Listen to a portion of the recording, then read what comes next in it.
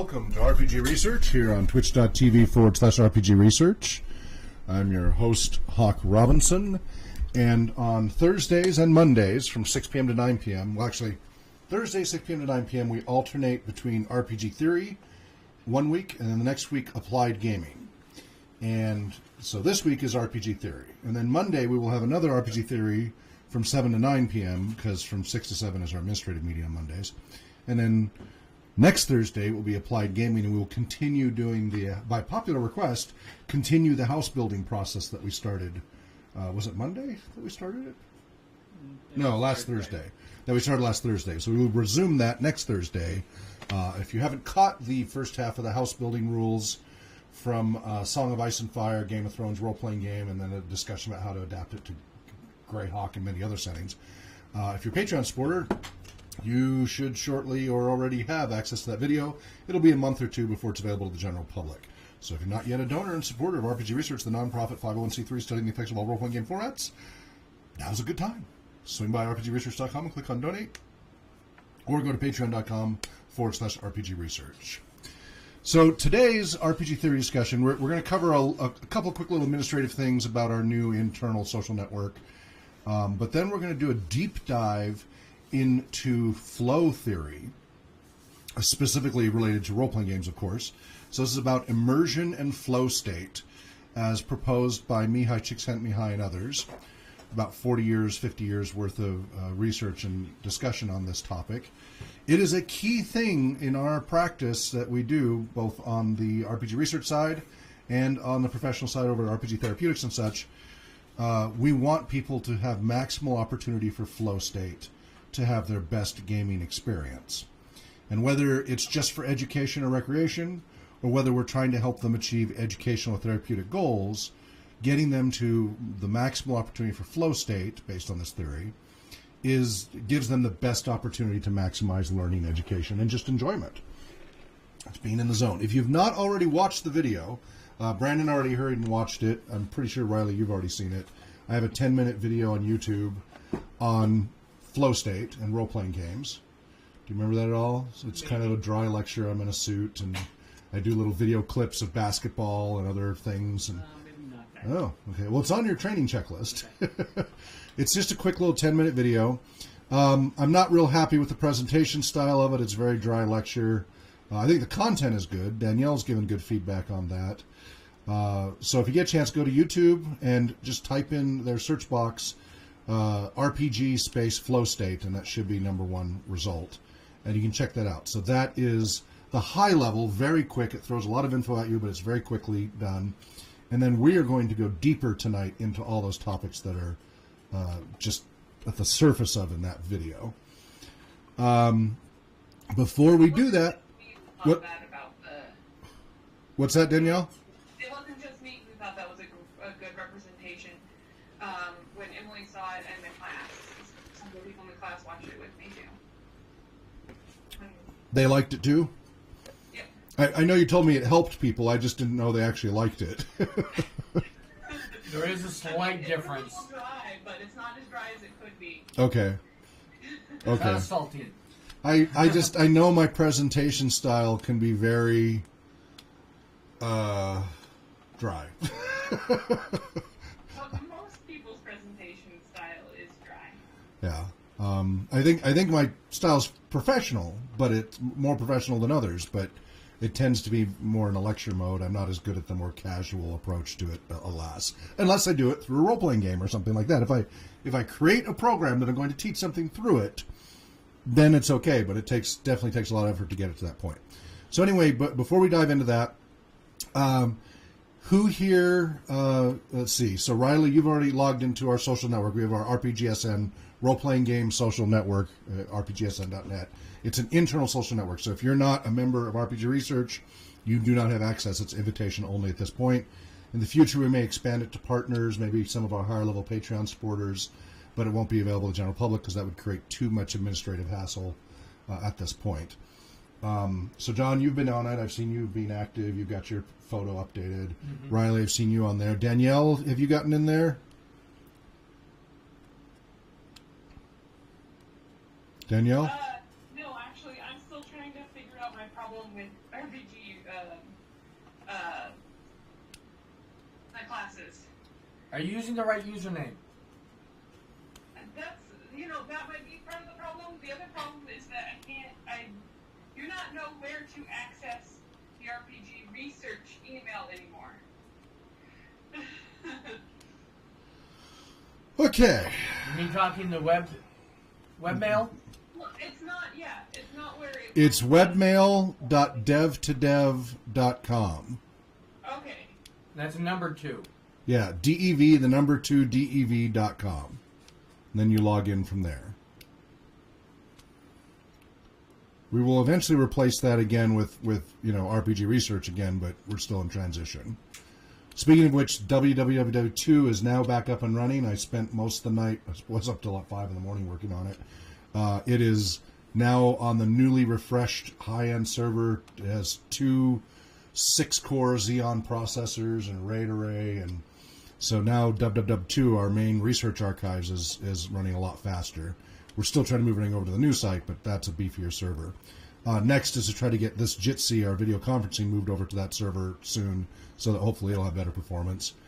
And then I've also got to get our other back office stuff set up on the secure network and our HIPAA broadcast, or HIPAA conferencing for clients and such. So lots of infrastructure underway.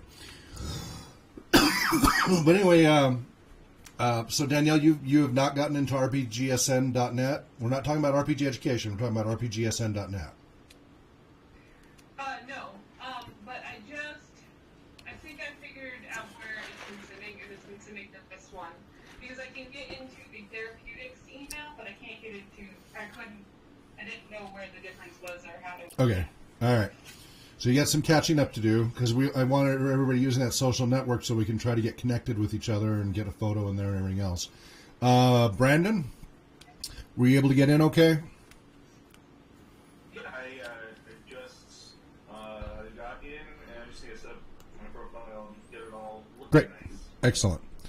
And Dan in Brazil, you're working on it as far as the photo, but you've been in there and you posted.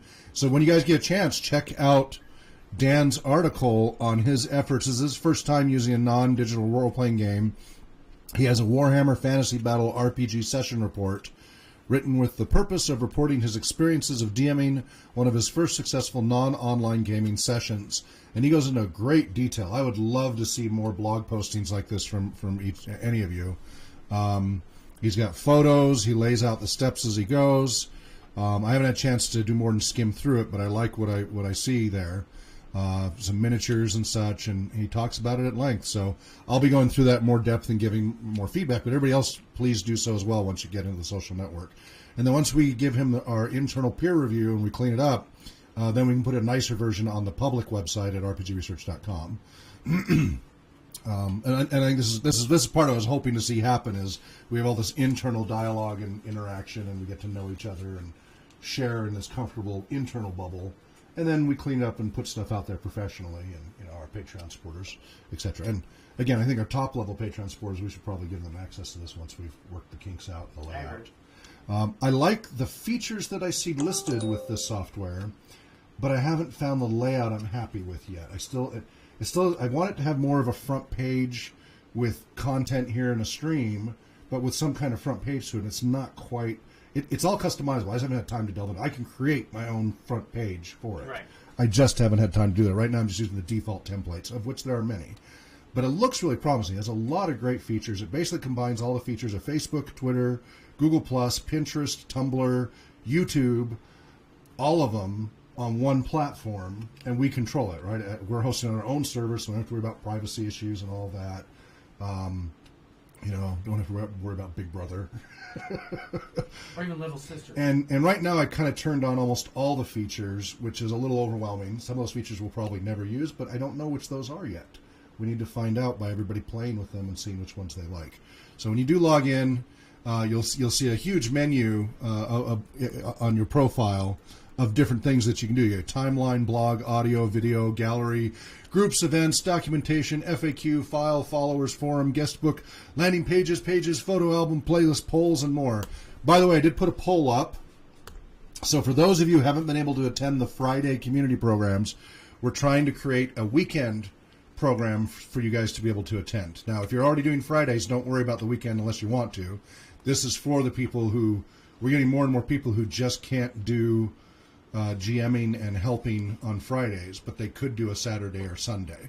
So I put a poll up on our RPGSN, Role Playing Gamers social network, asking you guys to vote if you are going to participate on a Saturday or Sunday, if you're available and you're interested.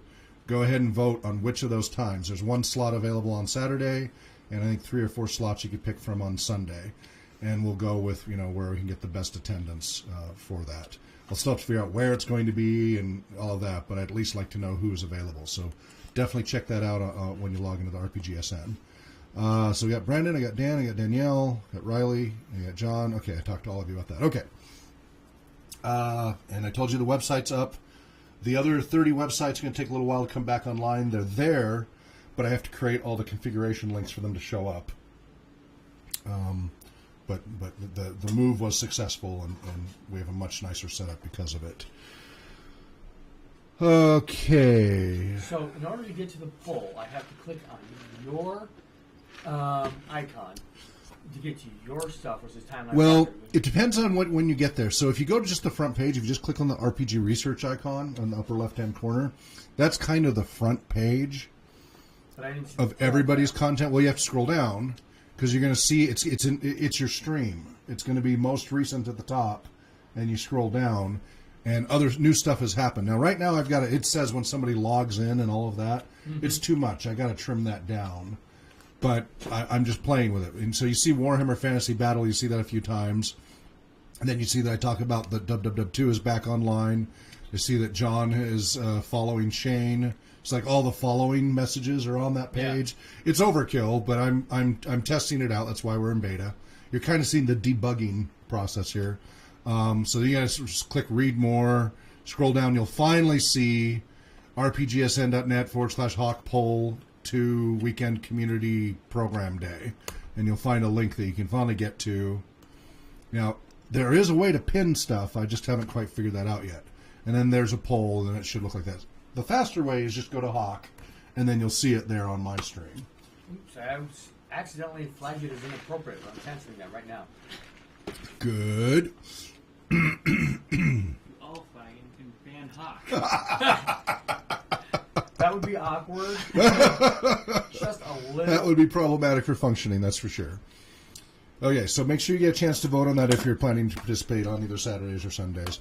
And again, I made it work around to the existing GM workshop and the existing Twitch Heroes of the Mist in the evening, so the times that are offered do not conflict and also allow some time in between. Question about the poll. Yes. I wish you could make multiple selections. Is it 10 feet long? Right, that would help too. I haven't figured out how to do that. It only lets you make one selection. Right now, I see one person has voted. That was me. And it was arbitrary. I'll take any of them. Right. So the thing is, I don't know if you can see on your end when somebody votes, but I can't see on my end who voted for what. Yeah, it doesn't show you. Yeah, it's anonymous, which doesn't help if you need to know, okay, Jim, you said noon to 3, let's go ahead and do that. Yeah, I don't. You can always comment in the comments below. Okay. Post your comment and ask. Also, in the lower right-hand corner, you see the little break. There's a little chat bubble. That's how you chat with people. Right. And you can create a chat room to chat with one-on-one privately, or you can create a public chat room anytime you want. So that's where all the chat is on the right-hand side. I hope eventually that, at least internally, we'll quit using the internal Discord for that, because Discord has no privacy whatsoever. And we only use Discord on the public side. So this is what's going to happen, is we're going to get more and more separation between the public and private. I wish I could do it on one platform, but we're on like 6 right now. So if we get it down to just 2 platforms, that's progress.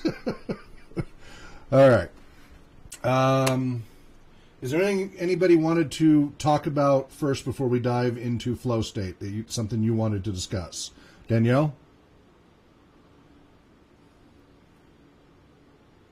Danielle? Bueller? I finally made my way into the email, so Okay, so you're clicking through that. Okay. Is there anything you wanted to discuss before I do the deep dive into flow state? No, that sounds good. Okay, Dan?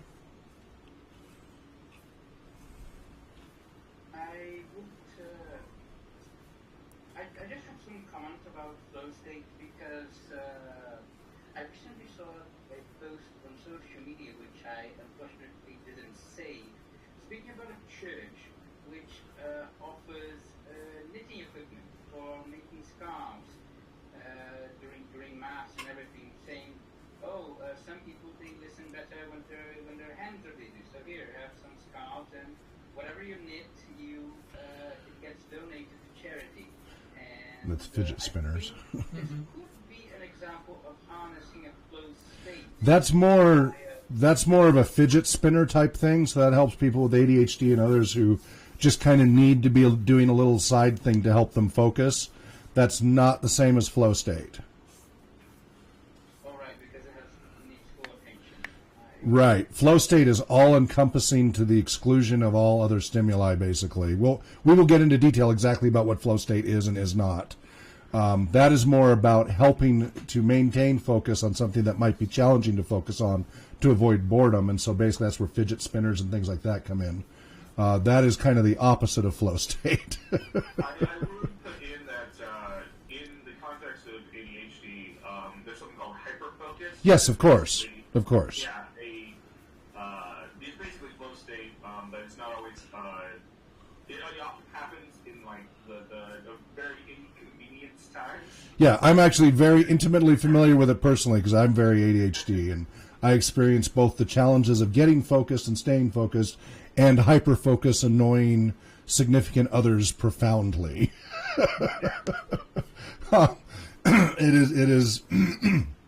It is definitely a thing for a number of people.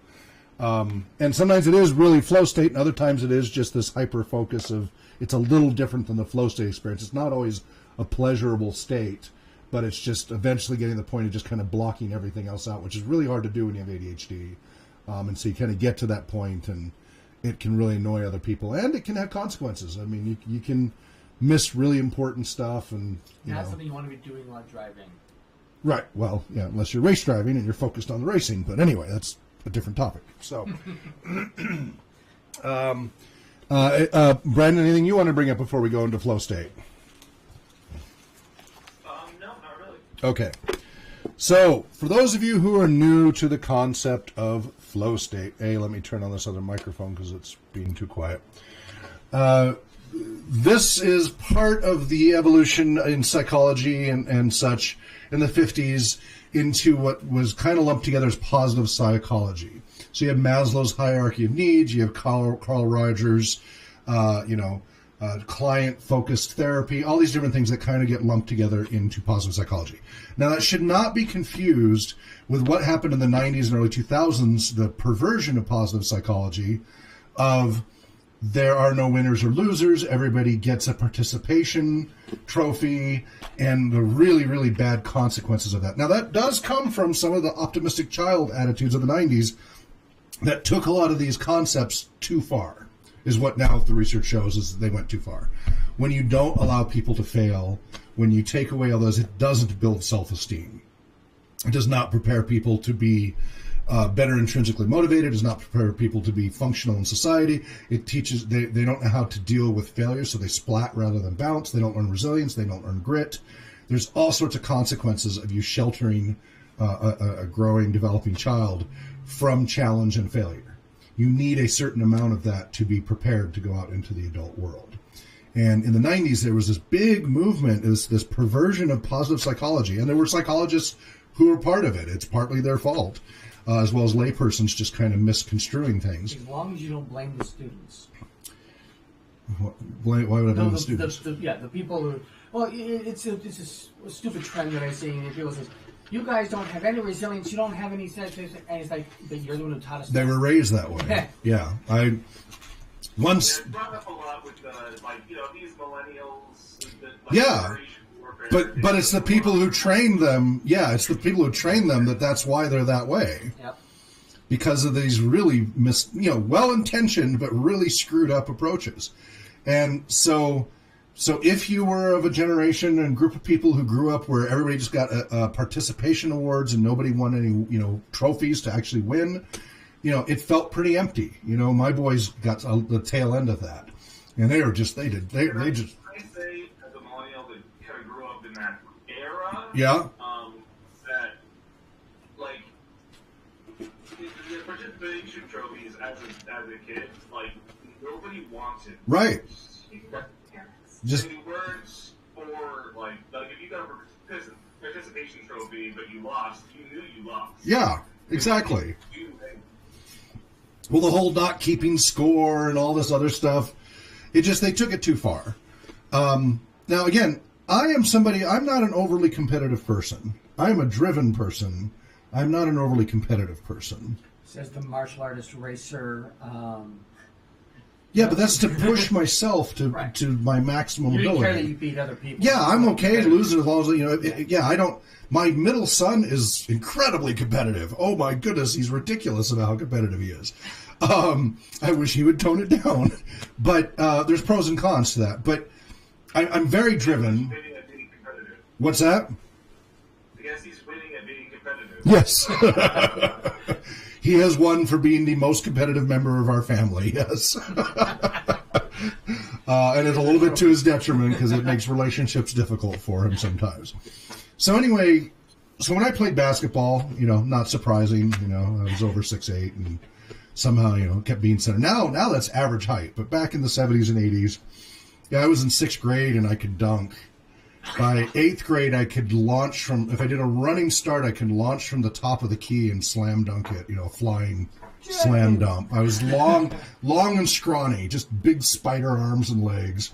And I wasn't even done growing. Yeah. And I'd been doing martial arts since I was 4, so I had all that athletic stuff.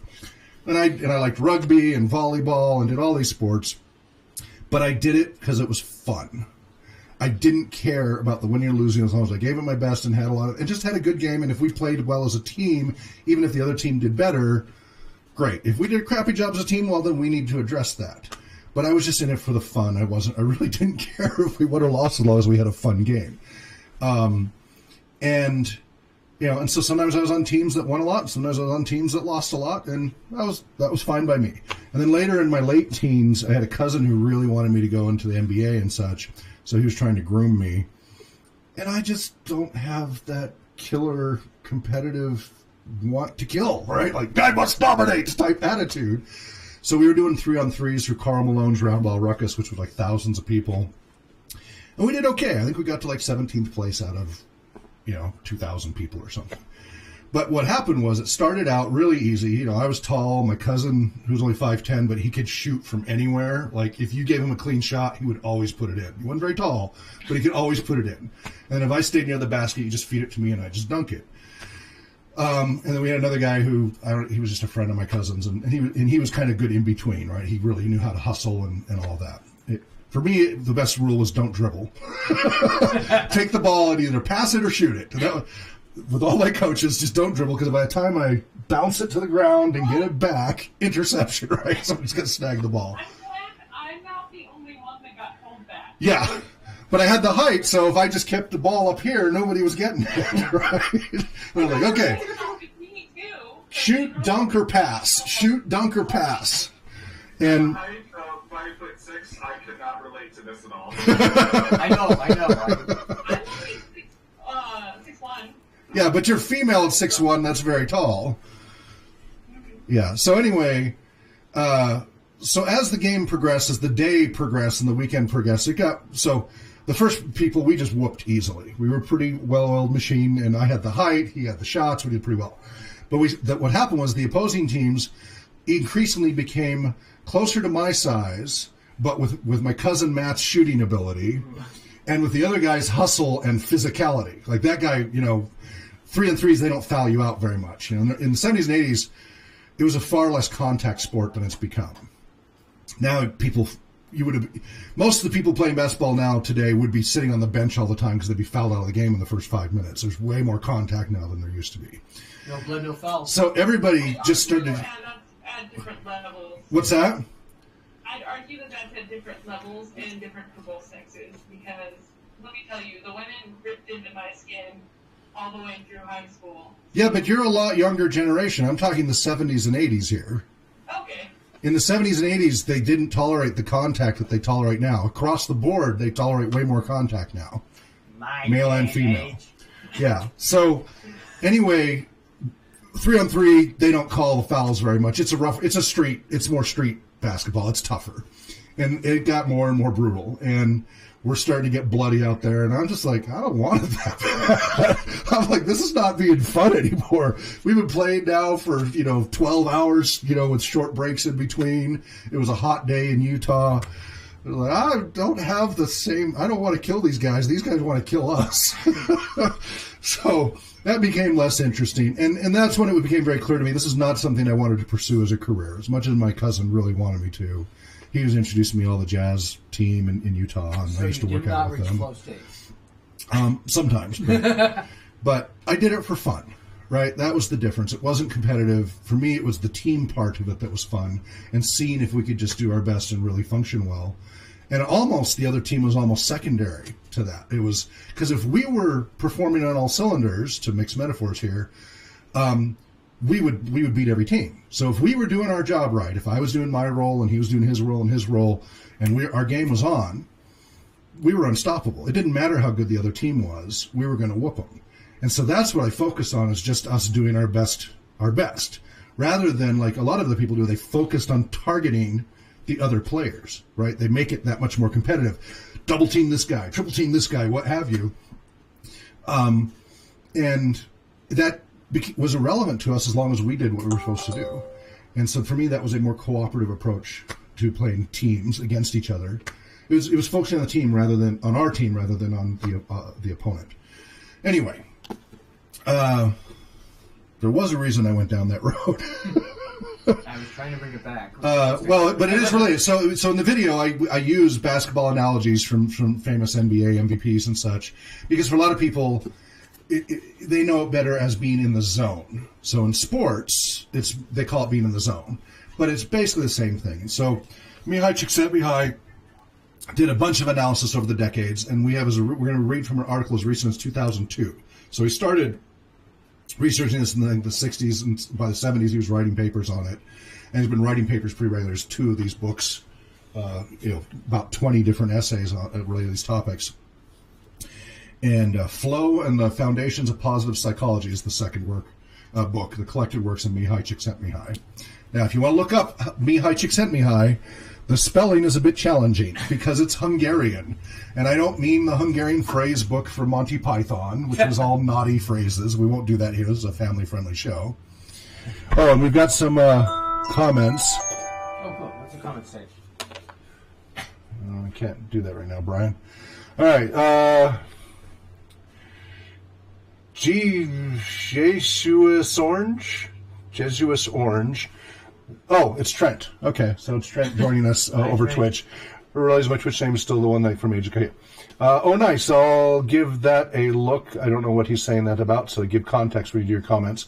Believe me, I'm very familiar with the 6'4", you must play basketball concept. Yeah. Well, I played basketball, volleyball, rugby. I loved rugby. Rugby is much more constant flow and team stuff. Anyway.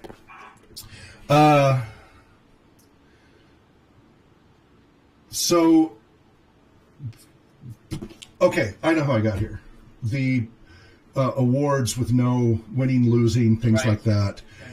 Because there are ways to have done this to help build confidence, even with teams winning and losing, that you could still build confidence. And if you have failures, that gives you opportunities for growth. Because if everything goes your way, that doesn't push you to change and grow.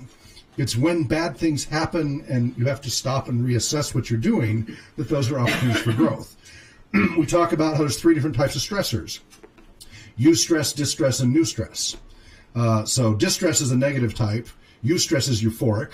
And new stress is neutral. It's not really euphoric or terrifying, but it is a stressor. The difference between distress and eustress is the people who like to jump off cliffs for the fun of it and those who fall off cliffs in terror. That's distress versus eustress. Jump or you push? New stress would be somebody who falls off a cliff and like, yeah, this is really stressful. I'm not doing this for fun. I'm not terrified, but this is a stressful environment. And they still get all the chemical hormones and the adrenal cortisol, all of that going through their system. Oh man, this is going to hurt. Yeah, well, no, it's a little more than that. You're saying the new stress would be somebody that falls off the cliff and is like, this is fine. Well, no, if they don't have a stress reaction, then it's not stress. So if they're just meh about it and don't have a stressor reaction, that's not stress. A more common new stress would be like ongoing stress, like work stress and stuff that is just kind of constant and it builds and builds. But it doesn't matter chemically, physiologically, or cognitively exactly. It does matter emotionally, and it does matter long term which type it is. But physiologically, it doesn't matter what stress. Stress is stress as far as the physiological response. It is the zebra trying to avoid being eaten for about 15 to 30 seconds to get away. Then the lion is gone because they got away. And within a few minutes, the heart rate and everything else comes back down. Their digestive system kicks back into functioning, and they go and eat grass. And that's in the past. They've let it go. We as human beings, after that, are like, oh my goodness, I can't believe how that close it was. I've got to call this person. I've got to blog about it. I've got to do a video about it. And for like the next month, they're stressing about it. And they're dreaming about it, and they're reinforcing it. And then about a third to half of the people that have such a traumatic event, that starts to develop into PTSD symptoms by 6 months. If it's not clearing up, you get a diagnosis of PTSD. If you're having... We as human beings, it's okay for a few weeks after a stressful event like that, a trauma like that, to still be replaying it through our heads. That's normal within that first month or so. But after 6 months, that's considered, abnormal in that you're stuck there and it's preventing, moving on from it. That happens to about a third to half of people who experience these kind of traumas. And it used to be thought the more trauma people were exposed to, the better they could tolerate it. And it turns out that's not true. And we're talking real trauma. So war, medical industry, police, etc., where gangs, whatever, where you keep getting another trauma and another trauma and another traumatic event, sooner or later you're more likely you're going to develop PTSD if you keep being exposed to that. And now there are ways to inoculate. There's training. You can do all kinds of training, which is different than exposure to trauma. You can put people through stressors to prepare them in the real world for a potential traumatic event, and they will have a better chance of not developing PTSD through that training. But that is very different than say, they just need to be out and exposed to more war. It doesn't work that way. If you get enough war, sooner or later you're going to develop PTSD for the most part. I'm of course hugely generalizing here, but this is a concern. So these stressors can accumulate, and part of the problem is because we don't let it go. Animals let it go. It's in the past. They don't think about it again. They might learn a new behavior, because they avoided being hit by the car. Oh, maybe I won't hang out in the road anymore. Maybe they'll learn something. But they don't relive it and stay stuck there the way human beings do. There is an element of flow state to that, in that it's all-encompassing. Right. But that is generally pure terror, and it's not usually, again, unless we're talking eustress, not usually pleasurable. It's certainly in that fight or flight situation, that is not pleasurable. So you're completely focused on the task at hand, to the exclusion of all else. Your digestive system, everything else shuts down so that you can flee as fast as possible or fight. But you are not experiencing pleasure. And you're not really in an ideal state for learning, because generally that level of cortisol and everything kicks in your amygdala and anesthetizes your hippocampus. So a little bit of brain terminology. Your amygdala helps with emotional relationship to events and does flashbulb memory and helps deal with fight or flight. The hippocampus is with narrative learning. So putting things into story context, connecting them in pieces and in order, things like that. When your hippocampus is anesthetized, it's shut down, it's put to sleep. That's why you get people trying to play back event, and all they've got is these little flash bulbs of what happened. And you'll I used to do security of all kinds, and you'll interview 20 people after a traumatic event and get 20 different testimonies from each of their different perspectives as to what happened. And they're very flashbulby, and part of it's the personal relationship, what triggers them the most, etc. Those who didn't experience as much stress from it, a police officer or somebody else who's had more training and experiences this and doesn't have the same stress necessarily, might be able to give a more clean recitation of how the events unfolded if they didn't have all that adrenaline kick in their amygdala and shut down their hippocampus. So you have to be careful when you're trying to put people under a certain amount of stress to try to get them to flow state. You're pushing them to just a little bit beyond their current capacity. So this is one of the key concepts is flow state, you want to avoid boredom and you want to avoid overwhelm. You got to push them to where they're in a challenge that is something that their perceived ability, it's slightly beyond their perceived ability. Not immensely, because then it's just overwhelming, terrifying, and they might just shut down or whatever. Or get so stressed out they can't learn a lot from it. But just a little bit beyond their perception of their own ability, but is actually attainable. When you get really close to that, when you've got that energy, you've got that euphoric feeling, you've got that focus, you start to tune everything else out, now you're in a really good ideal spot for learning and development. But it's a fine line. And if you look at the diagrams that I have under RPG optimization on the website, you know, it's a repeat of the diagrams in here. It's just more colorful. You can actually, if you just go to Wikipedia and just look up flow state, there's a great diagram there that shows. Let's see, I can share it on here. I need to do this for our audience members. Yep, that would help. Let's see here. I'll do it in this window. And now that I got the old site back up and running, so go to www.2.rpgresearch.com. See how much snappier that is now in responsiveness? Yep. And RPG optimization. Because we try to optimize our gaming experiences to have as much flow state potential as possible. All right. So, notes from experiments on RPG optimization, maximizing enjoyment, benefit, immersion, flow, safety, etc. So, scroll down a little bit, and there's that video on flow state. And there is... Are we sharing? Yeah, kind of. It's a little truncated. Why is that doing that? Weird. Now, this image that you're about to show, this is from Why is Mihály. that? I think it's too short. No, it's okay. There it is. Okay. This is based on Mihály Csíkszentmihályi's... Green screen magic! Yeah, the green screen. Oh, great. All right, let's see if I can fix that. Why is that green screening the shared... Weird. Because every green... Oh, there's chroma key. Yeah. Oh, because when Joe has his green screen. Right. All right, there we go. Okay. You can just turn that back on. All right, so that's the diagram. So on the lower left, we got low. The left hand, we have challenge level. So on the Y segment. And on the right hand, we have skill level. So if it's low skill level, low challenge, you've got apathy. Meh. Boredom. Okay, skill level's a little more, but it's boring. High skill level, so they're really good at it, but it's not really challenging, but it's kind of a good repetitive action or something.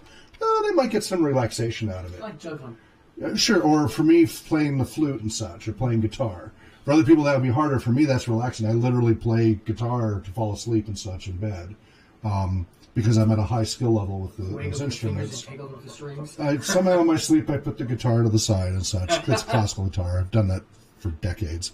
I used to hang a microphone over because stuff would come out when I was semi-asleep that I don't remember making up. And anyway, so that's relaxation. It's not hugely challenging, but I'm at a high skill level. And maybe that's just enjoyable at that point.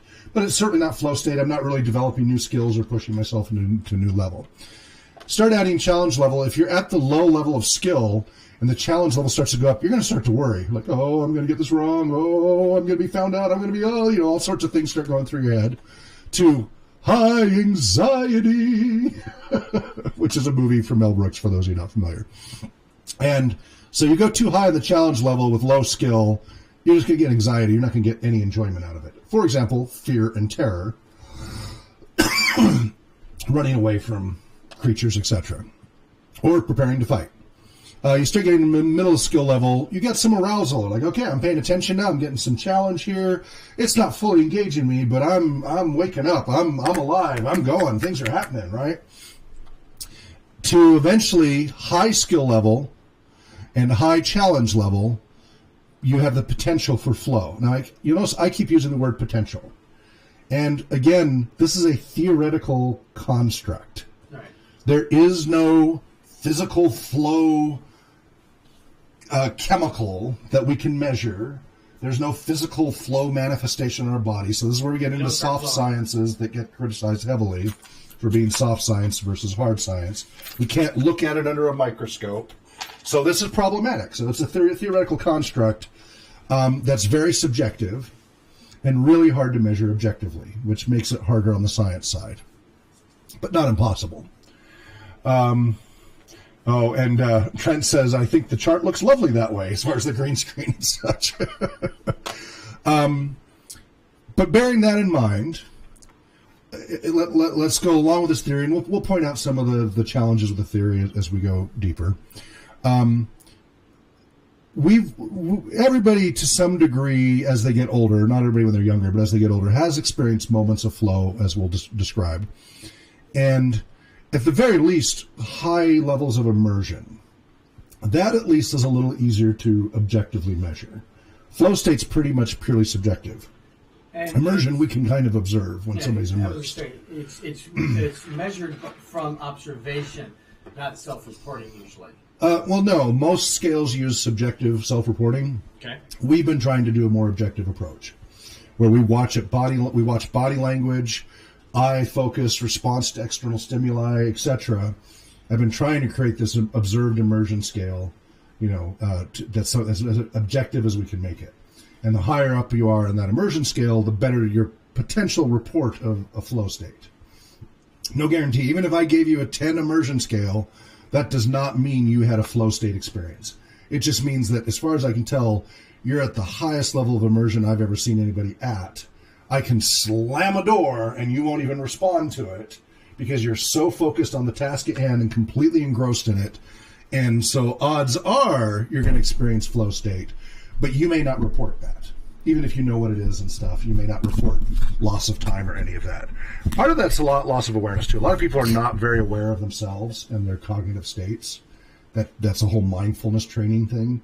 A lot of people are just oblivious about what they're doing in the moment. And you can record video and audio of them doing something, and they will deny that they did anything. Chewing their fingernails or something like that while doing something. No, I don't chew my fingers at all, things like that. And you go, well, first of all, look at your fingers. Second of all, look at the video. We're like, oh, I don't remember doing that at all. People are very oblivious of their inner and outer. You have to work at it to become aware. It's one thing martial arts do a lot of, is both internal and external awareness. And then, mindfulness through meditation, etc. So it's hard to do this for so many reasons. There's a lot of confounds to trying to measure flow state. A, it's hard to do it objectively. B, subjective awareness is highly variable from individual to individual, right? Imagine trying to get a kid to give you a flow state report if they're 5 years old. They're not going to understand what you're saying. They can give you, and they're considered pre-verbal before about 9 to 11 years old in the psychology world. So play therapy, generally they stop doing play therapy by about 8, 9, 10, 11 years old.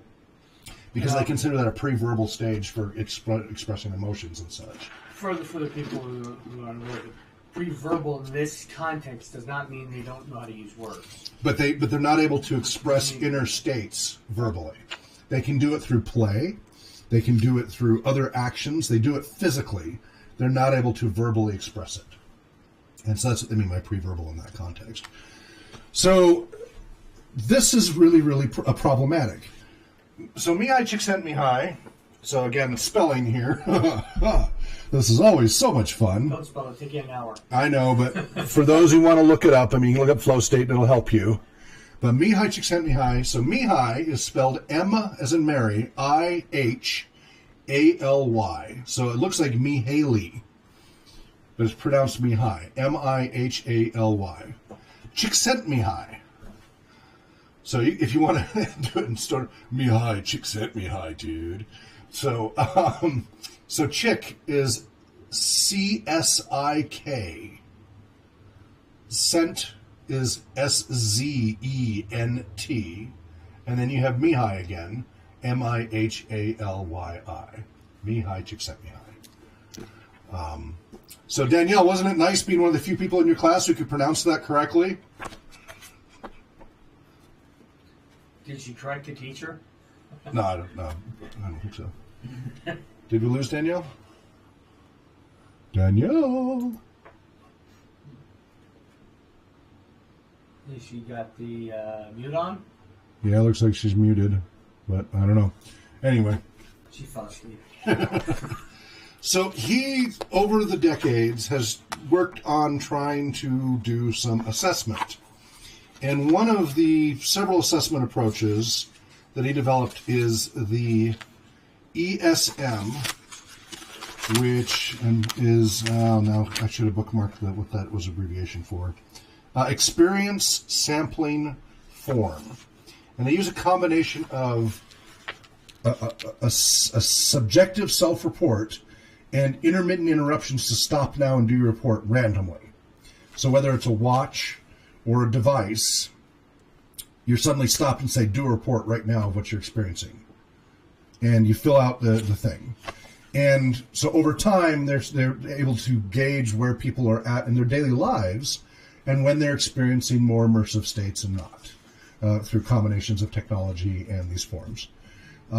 Again, lots of potential confounds here, but over the decades, it's gotten some interesting data. He claims the validity and reliability on this has some pretty good numbers, but it is variable. It is extremely variable. So we have with the ankle and wrist activity monitors and correlation of self-ratings with heart rate. So they've got a monitor on you to measure your heart rate, but you are subjectively filling out a form on what you think you're at. And they found the reliability was between 0.41, 0.36 on those readings with their heart rate and such. So weak to moderate correlation. So positive 1.0 is a perfect correlation, 1-to-1 correlation. If I turn the switch on one time, the lights come on one time. If I turn the switch off one time, the lights go off one time. And it's every single time on and off, on and off, on and off. It happens exactly the same. I get a 1-to-1 correlation. If it was negative correlation, every time I turn the light switch on, the lights go off. And every time I turn the light switch off, the lights go on. I've got a negative inverse correlation, which would be a negative 1.0. So when you're using those correlations, the highest you can get is a positive 1.0, and the worst you get is a negative 1.0 is how they do that. The easier way to think of it is kind of percentage, right? Because you're using decimals from 0 to 100 and 0 to negative 100. So I could say negative 50% or positive 50%. The same thing would be 0.5 correlation. That's not an exact analogy, but at least it helps some people. In research, the gold standard is 0.8 or higher, 80% or better. 0.8 or higher is like the gold standard. If you've got 0.8 or better in correlation, that's really strong correlation. But most research is pretty happy with 0.6 or better, which I always felt was a little low. In computer science, in tech, in information security, if you're only relying on a 0.6, you're going out of business pretty quickly. Right. Because that's the other 40% of the time you're getting hacked or your servers are down. I mean, I had to work with, Sigma at 5.9's uptime, which meant like 15 minutes of downtime a year or something like that. I forget now the exact amount, but we weren't allowed much leeway. It's like in medicine, a 1% error rate, which sounds okay, is thousands of deaths. Or millions. Yeah. Because you got billions of people and stuff. So, it depends on the sample set. But so a 0.4 to me looks really bad, but in the psychology industry is considered moderate. It's not great, but it's moderate. At least it shows some correlation. It's different than random. So random, if you put it on a graph, would be dots all over the place and there's no line to it at all. You get no correlation. So you've got you've got 0 to 0.2 or 0 to negative 0.2. That's no correlation. You're not finding a correlation. Again, we don't want to confuse causality. It doesn't prove causality. It's an indicator to delve into. Flipping a coin. Yeah. So anyway, they consider a 0.2 to 0.4 weak correlation and 0.4 to 0.6 moderate correlation, 0.6 to 0.8 strong correlation, and 0.8 is high correlation. So just so you're aware of that. So on here, through their study, they range between 0.4 and 0.6 on the between the self-report and the monitoring equipment, and that's considered moderate to slightly strong correlation. So you can see there's some weakness there. It's not the greatest, but it shows something. And when you're trying to assess internal experiences with external stimuli measurements, that's pretty good, in this industry. Again, I wish it would be better, we have in the red book, which does a whole bunch of assessment measurements. This thing, they've dozens of different assessment tools, and then they'll say if it's had validity and reliability checked. And there's some in here that are 0.8 and 0.9. Really strong correlation, which means for validity and reliability, it's measuring what you want it to measure, and that if each person if you have different professionals measuring it, they're going to get similar results, which is great if you get high numbers like that. So we're not going to go deep into the tools that he did here. I'm just giving you the high level of it. But here I will go over a little bit the experience sampling form related to this measurement process. And so it's included in this book back in page 50. So you have the date, the time that you were beeped, AM or PM, time that you're filling it out. As you were beeped, what were you thinking about? Where were you? What was the main thing you were doing? You might be doing multiple things. What was the main thing? I was washing the dishes while listening to the radio. My main task was washing the dishes. What other things were you doing? Well, I was listening to the radio, and I was having a conversation with somebody in the kitchen, whatever. Why were you doing this particular activity? Well, the dishes were piling up, whatever. It says, I had to, I wanted to do it, I had nothing else to do. Those are your three choices as to why. Then you've got a little bit of a quasi-Likert scale here, so you can go from 0 to 9. From 0 is none at all, to 9 is very. So you got none at all, somewhat, quite, and very. How well were you concentrating? 0, not at all, 1, 2, 3, somewhat, 4, 5, or 6, quite, 7, 8, or 9, very. Was it hard to concentrate? How self-conscious were you? Like being aware of everything going on around you. Like, oh, are people looking at me? All these different things that go through your head. Did you feel good about yourself? Were you in control of the situation? Were you living up to your own expectations?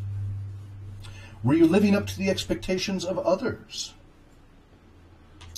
Describe your mood as you were beeped. So now we have a little bit different scale. We have on the left side, very, then quite, then some, then neither, then some, then quite, then very. And then you have 2 columns of words. And these are emotional states, basically. So on the left side, very, quite, and some, or neither, you have alert. And on the other side, some, quite, very, to drowsy. So were you very drowsy, or were you very alert, quite alert, somewhat alert, neither, somewhat drowsy, quite drowsy, or very drowsy? You woke me up. And you just quickly check. It's just a quick little checker circle, basically. Right. And so describe your mood as you were beeped. So it goes on the left hand. I'm going to do each paired up one. So alert, drowsy, happy, sad, irritable, cheerful, strong, weak, active, passive. So was I actually playing a sport, or was I watching somebody? Was I being an armchair warrior? Football warrior. Lonely, sociable, ashamed, proud, involved, detached, excited, bored, closed, open, clear, confused, tense, relaxed, competitive, or cooperative.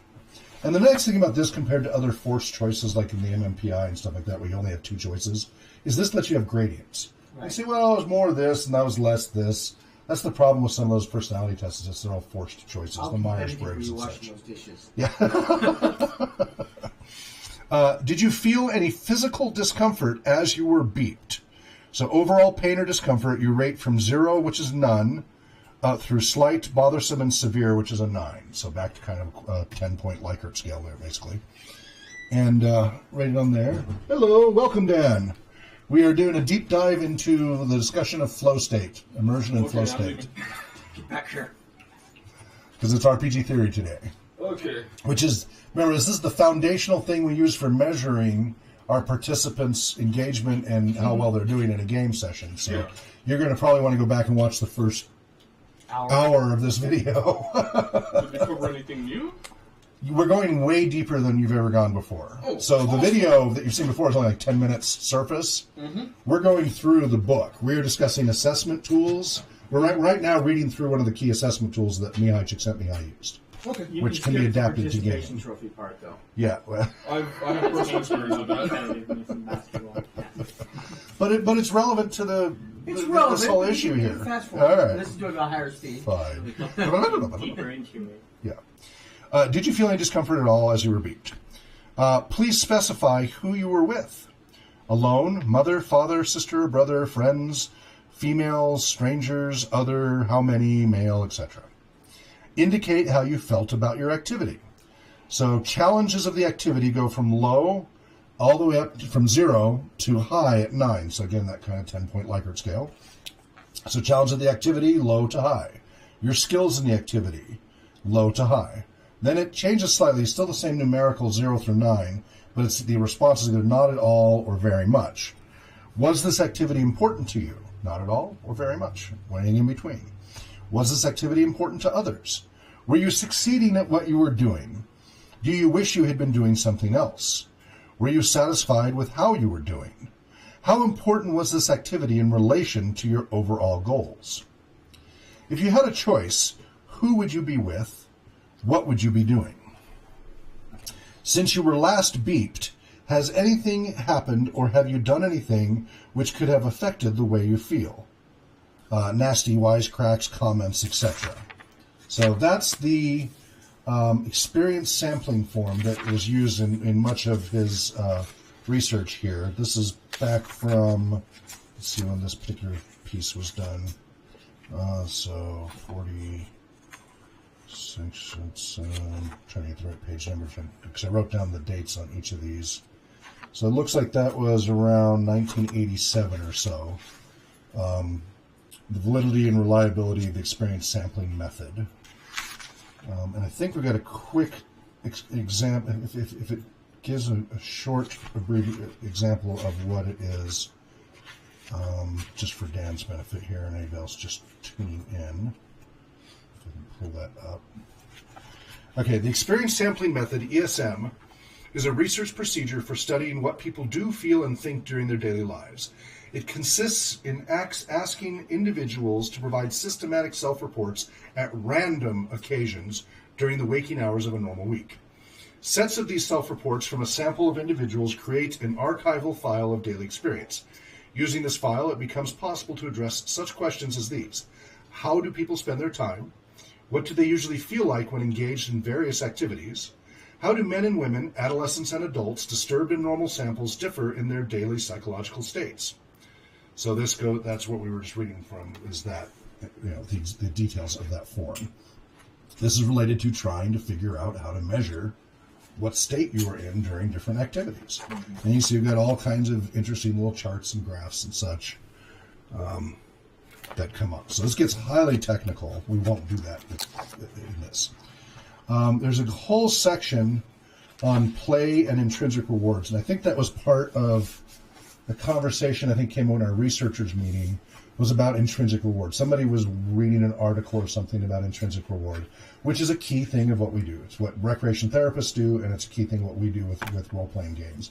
Because, let's see, I think this summed it up. So the key thing is that most people do role-playing gaming not because they get any perceived value out of it. They don't do it for extrinsic methods. They don't expect to make an income. We have exceptions, but they don't expect to make an income. They're doing it because they enjoy it in and of itself. Mm-hmm. The reward is in and of itself. There is no other benefit expected from it. So that's the intrinsic reward approach. So some examples here. An analysis of the reported experiences, so from these ESM samples and such, involved in various play forms such as rock climbing, chess, dance, basketball. See, it comes all together. I don't bring these things up randomly. They're there for a reason. Music composition suggests that the qualities which make these activities enjoyable are the following. A, you don't have to take notes on this necessarily. When you do the online course, all of it's laid out and you got to be tested on it. For this, just let it percolate in, and it's another layer of knowledge that you're adding to build self-referencing effect to help with long-term learning. A person is able to concentrate on a limited stimulus field, so focus on just a little bit instead of everything. B, in which he or she can use his or her skills to meet clear demands. So, and as we say these things, think role-playing gaming, whether it's live action, tabletop, computer-based, or solo. See where these things all line up. C, thereby forgetting his or her own problems. Some people call it escapism, others just say, well, it's focus and attention. And D, his or her own separate identity. Start talking identity in role-playing gaming. E, at the same time obtaining a feeling of control over the environment. F, which may result in a transcendence of ego boundaries and consequent psychic integration with metapersonal systems. That last one gets kind of woo out there, right? Because you're saying ego, psychic, and metapersonal. And these are all discussions in and of themselves that we're not going to get into with this. And in transcendence, ego, psychic, and metapersonal systems. And these are difficult to measure. What's that? So we're discussing Shadowrun now? Hawk, I think you have a little bit more validity when you say that. If you did it with the accent of Miss Cleo. Miss Cleo. Psychic. Oh, wow. Is she still around? Probably I just remember her. You can do that one, right? I can't do her. Okay. No.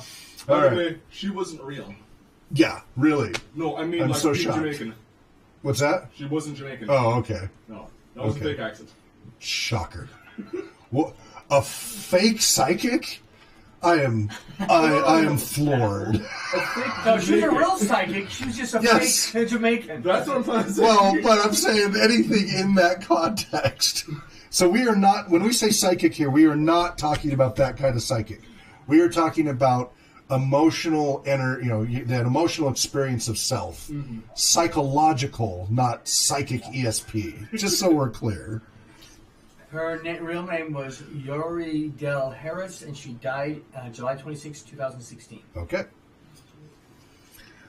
A formal analysis is carried out to establish what are the characteristics that an activity must have to provide such intrinsically rewarding experiences. The implications of intrinsic rewards for the understanding of human motivation are briefly discussed. A good place to begin understanding intrinsic rewards is with an analysis of play. Of all patterned human activities, play is supposed to depend least on external incentives. Philosophers from Plato to Sartre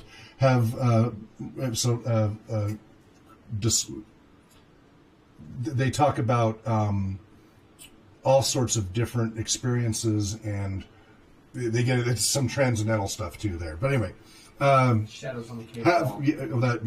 Have remarked that people are most human, whole, free, and creative when they play.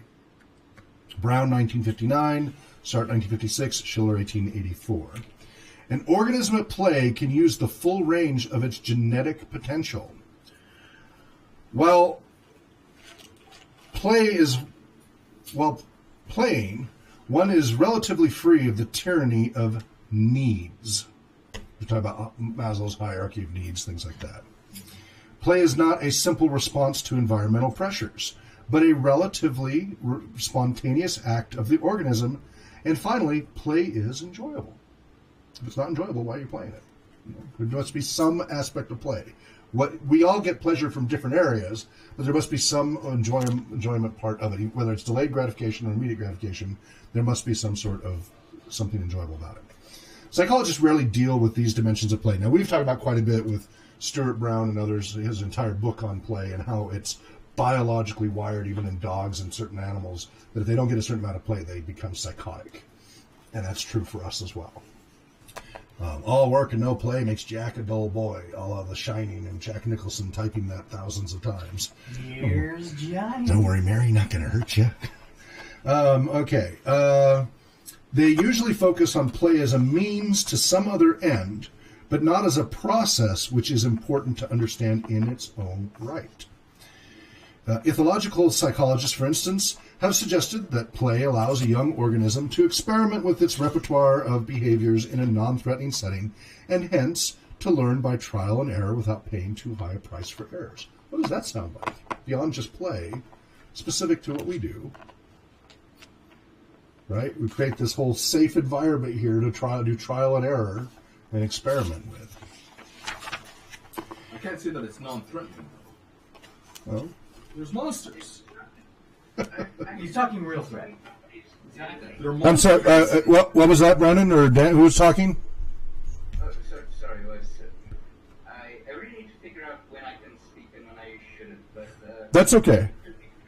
To reiterate, I know that when you say that make these provocations, you're referring to role-playing games. It's just that I've seen companies do that. There's this, I think, called Eagle's Flight, a company that's using experiential learning. And right.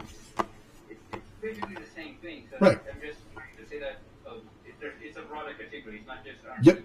but you bet. You know that. You bet. Yeah, it amazes me that it hasn't been done more with role-playing games, because the structure of role-playing games takes what already works in these other constructs, arguably to a more intensive level of efficacy. It's weird it's taken this long. Well, a big part of that is because of the stigma of the 80s. I really think that's, like we've seen with the schools. Yep. A lot of schools in the 70s and 80s were using role-playing games as part of their curriculum, and then they became banned in the 80s and 90s onward. And they're only now, it's all over the news the last 5 years, how these schools are starting to use them in their curriculum. Bothered About Dungeons & Dragons did an awful lot of damage and set everything back about 30 years. It's quite remarkable. Others have pointed out that play allows children to develop a strong ego through the symbolic manipulation of their environment, to develop autonomous morality, so talking Erikson, Mead, and Piaget, and to be prepared for the requirements of the culture in which they live. And that helps social skills appropriate to the particular culture and such. Other writers, Killoy, Kenyon, Sutton Smith, have been interested in isolating specific pleasurable experiences in various game forms, but even their approach implies that play is a means for achieving certain end states, rather than a process with intrinsic motivational rewards of its own. And this is a common thing as a role-playing gamer. People will say, well, why do you do this? Because I enjoy it. Yeah, but what do you get out of it? It's fun. Why do you play basketball? Why do you, what's that? To win. Well, for some people, that's what it's all about. Mm-hmm. For other people, like me, it's just for the fun of it. I just enjoyed the activity and pushing myself and an opportunity to grow and such. And for me, it wasn't about the winning. It was about the activity for the fun of it. For other people, that competition matters more, then that's a different experience. Well, why do you go running? Maybe it is to get healthier, or maybe you just enjoy it. It depends on the person. I've never had an enjoyable day of running. Again, different activities for different folks.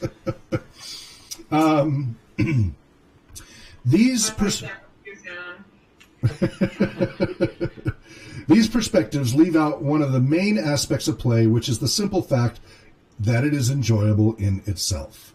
Regardless of whether it decreases anxiety or increases competence, play is fun. The question of why play is enjoyable has rarely been asked directly. Csíkszentmihályi and Bennett, 1971. So a lot of self-referencing in this. Was somebody saying something?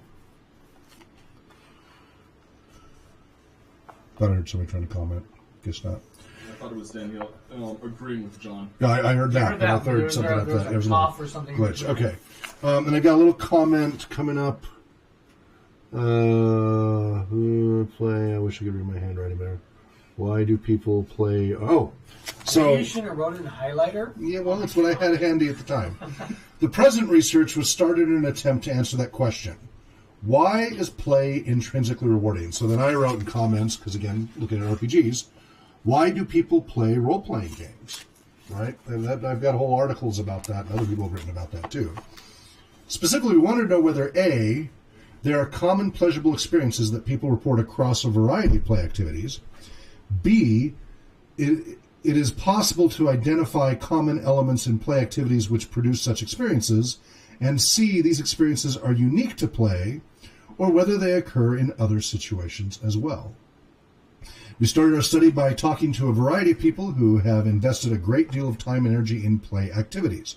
Talked to mountain climbers, explorers, marathon swimmers, chess masters, composers of music, modern dancers, and inveterate gamblers. I almost said invertebrate. Gamblers. Trying to say that they're spineless. After these pilot talks, a standard interview and questionnaire form was developed and administered to 30 rock climbers, 30 basketball players, 30 modern dancers, 30 male. You can get the idea. Each one of these groups was interviewed by a graduate student who was familiar with the particular activity. In addition, interviews were collected with listeners of classical music, surgeons, and primary school teachers. So this article then goes into it. So, the flow experience. There is a common experiential state which is present in various forms of play, and also under certain conditions in other activities which are not normally thought of as play. For lack of a better term, I will refer to this experience as flow. Flow denotes the holistic sensation present when we act with total involvement. And you hear that in the video that I do.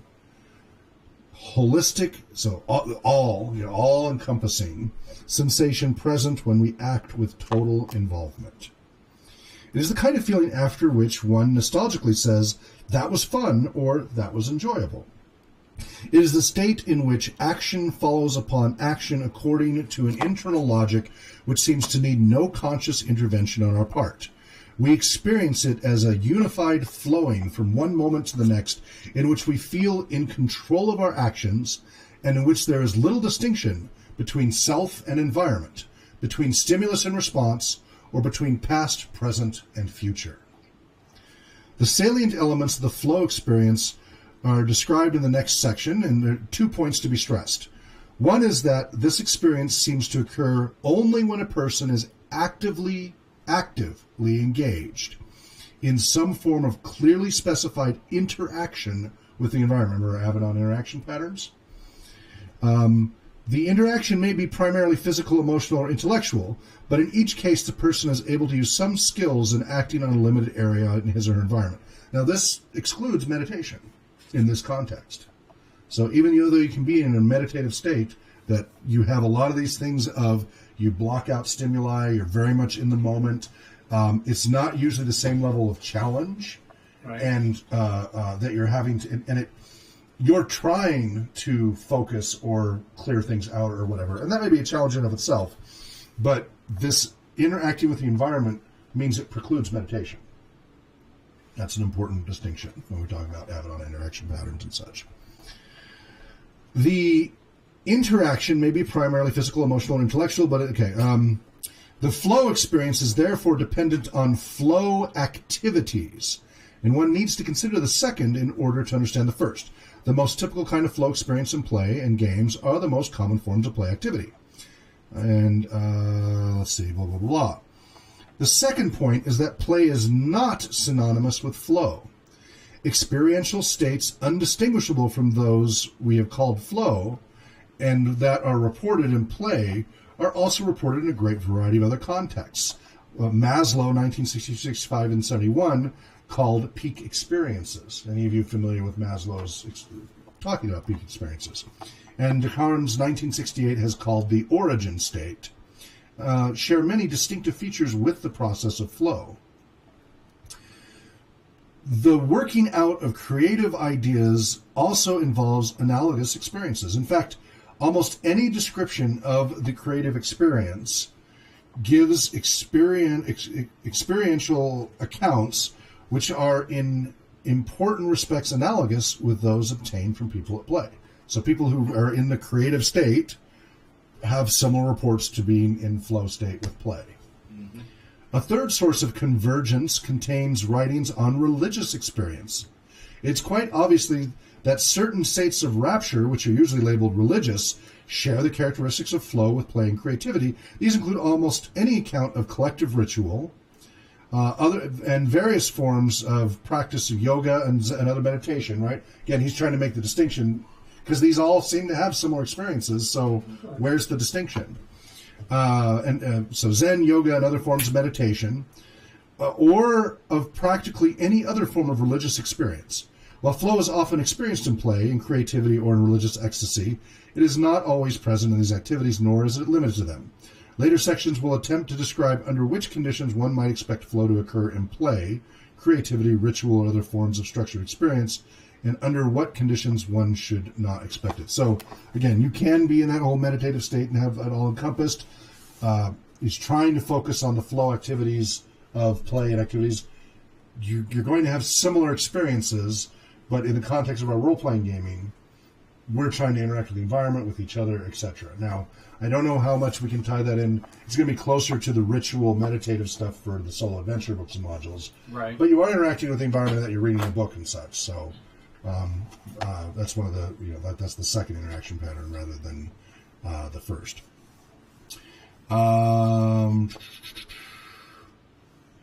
In fact, part of the problem with this phenomenon is that previously what here is called flow had been identified with the behavioral patterns within which it has been experienced. Thus, flow has been described as play, as creativity, as religious ecstasy, etc., and its explanation has been sought in these activities which define different behavioral patterns, circular. It is the task of this article to analyze out the experience of flow as a conceptually independent process which might or might not underlie these activities. So trying to find out if that's a separate thing or not. So elements of the flow experience: merging action and awareness. Perhaps the clearest sign of flow is the experience of merging action and awareness. A person in flow does not operate with a dualistic perspective. One is very aware of one's actions, but not of the awareness itself. So you're not doing all the meta. A tennis player pays undivided attention to the ball and the opponent. A chess master focuses on the strategy of the game. Most states of religious ecstasy are reached by following complex ritual steps, yet for flow to be maintained, one cannot reflect on the act of awareness itself. The moment awareness is split so as to perceive the activity from outside, the flow is interrupted. So this is common in meditation, where you're doing like the one of the really fundamental meditative techniques is counting, just counting your breaths. And just only focusing on breaths, not thinking, oh, did I leave the dryer on? Oh, I got the bills coming up. Oh, getting all that monkey mind out and just being 1, 2, and I'm only focused on the breath numbers and no other thought. It's actually much harder than it sounds for some people, and for other people it's a piece of cake.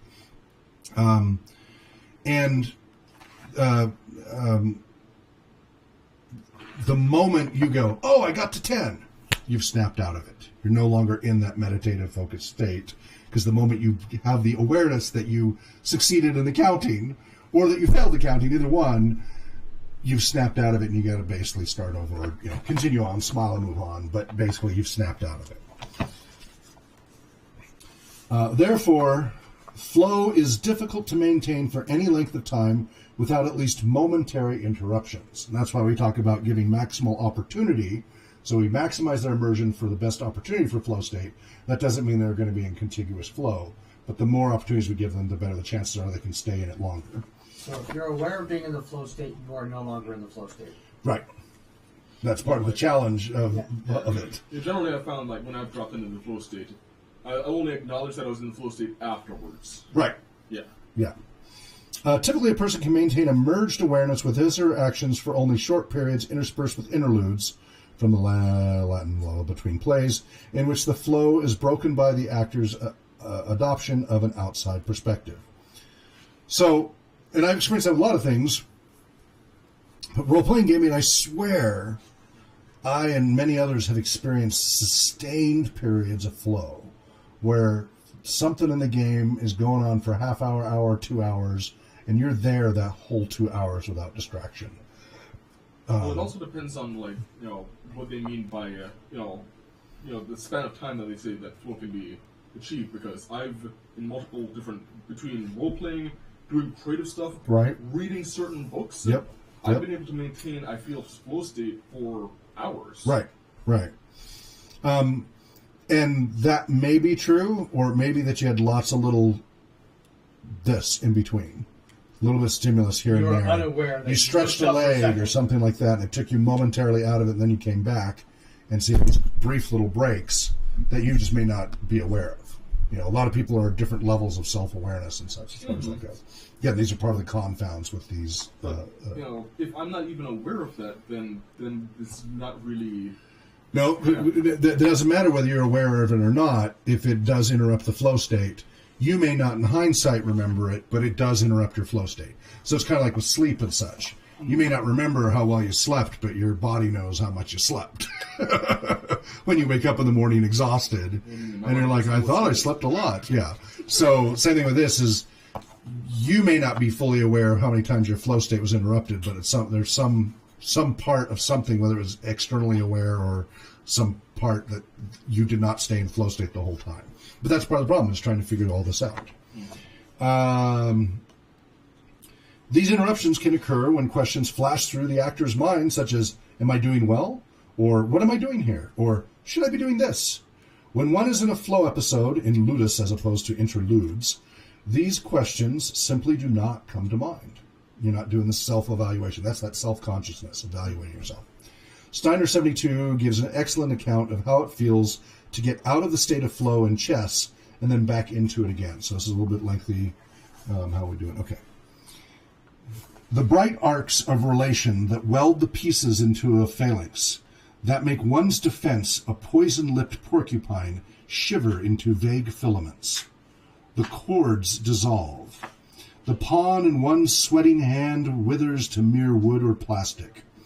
A tunnel of inanity yawns, boring and bottomless. As from another world comes the appalling suggestion that this is, after all, quote, only a game, end quote. If one entertains that annihilating proposition, even for an instant, one is done for. It seems to flash across Boris Spassky's drawn features for a fraction of a second before the 69th move of the 13th game. Normally the opponent makes his move, and in that murderous moment, addiction comes again. New lines of force light up in the clearing haze. The hunched intellect straightens up and takes in the sweep of the board. Cacophony subsides, and the instruments mesh into unison. That's a very poetic representation of the little chess segment. I thought he was summoning something. Can you check to see if anything was summoned?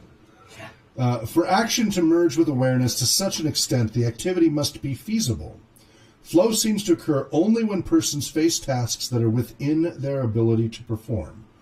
This is why one experiences flow most often in activities which have clearly established rules for action, such as rituals, games, or participatory art forms like the dance. Here are a few quotes from interviews with people engaged in flow-producing activities. Their words illustrate more clearly what the merging of action and awareness means in different cases. So an outstanding chess player. The game is a struggle, and the concentration is like breathing. You never think of it. The roof could fall in, and if it missed you, you would be unaware of it. An expert rock climber. You are so involved in what you're doing, you aren't thinking of yourself as separate from the immediate activity. You don't see yourself as separate from what you are doing. A dancer describing how it feels when a performance is going well. Your concentration is very complete. Your mind isn't wandering. You are not thinking of something else. You are totally involved in what you are doing. Your body feels good. You are not aware of any stiffness. Your body is awake all over. No area where you feel blocked or stiff. Your energy is flowing very smoothly. You feel relaxed, comfortable, and energetic. A basketball player from a state champion high school team. The only thing that really goes through my mind is winning the game. I really don't have to think, though. When I'm playing, it just comes to me. It's a good feeling. Everything is working working smooth. And one of his teammates. When I get hot in a game, like I said, you don't think about it at all. If you step back and think about why you're so hot, all of a sudden you get creamed. In some activities, the concentration is sustained for incredible lengths of time. A woman world champion marathon swimmer has this to say. For example, I swam in a 24-hour race last summer. Jeez. You dive in at 3 p.m. on Saturday and you finish at 3 p.m. on Sunday. It's 49 degrees in the water, Fahrenheit, and you are not allowed to touch the boat or the shore. I just keep thinking about keeping my stroke efficient. And, thinking about the strategy of the race and picking up for a little while and then ease off, things like that. Question. So you're concerned for 24 hours about the race itself? Answer. Yeah, every once in a while just because of the long time your mind wanders. Like I'll wake up and say, oh, I haven't been thinking about it for a while. It's just focusing one stroke after another after another. Mm-hmm. Yeah, I can imagine you'd have to stop thinking or you would drown. How does a marathon work if everyone has the same time? Is it a distant, like You're trying to get you've got to cover the most. Gotcha. Yep. And drinking through a straw as you swim. Centering of attention. The merging of action awareness is made possible by a centering of attention on limited stimulus field. To ensure that people will concentrate on their actions, potentially intruding stimuli must be kept out of attention. Some writers have called this process a narrowing of consciousness, or giving up the past and the future, Maslow. One respondent, a university science professor who climbs rocks, phrased as follows: when I start on a climb, it is as if my memory input has been cut off. All I can remember is the last 30 seconds, and all I can think ahead is the next 5 minutes. Chess expert. So anyway, you've got some of the idea of some of the examples there. In games, the rules define what the relevant stimuli are and exclude everything else as irrelevant. Right? You say, well, none of that matters because this is how you play the game here. Monopoly, you got the board, you got the money, you got the miniature, you got all that stuff going on, and it doesn't matter if the lights are on in the other room or something. All that matters is what's there on the board. But rules alone are not always enough to get a person involved with the game. Hence, the structure of games provides motivational elements which will draw the player into play. Perhaps the simplest of these inducements is competition. The addition of a competitive element to a game usually ensures the undivided attention of a player who would not be motivated otherwise.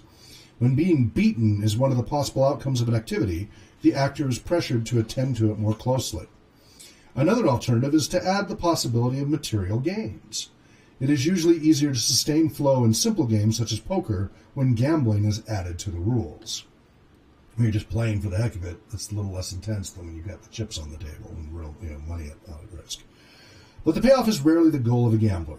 As Dostoevsky, 61, I didn't know he was around that late. Anyway, clearly observed about his own compulsion, quote, "The main thing is the play itself.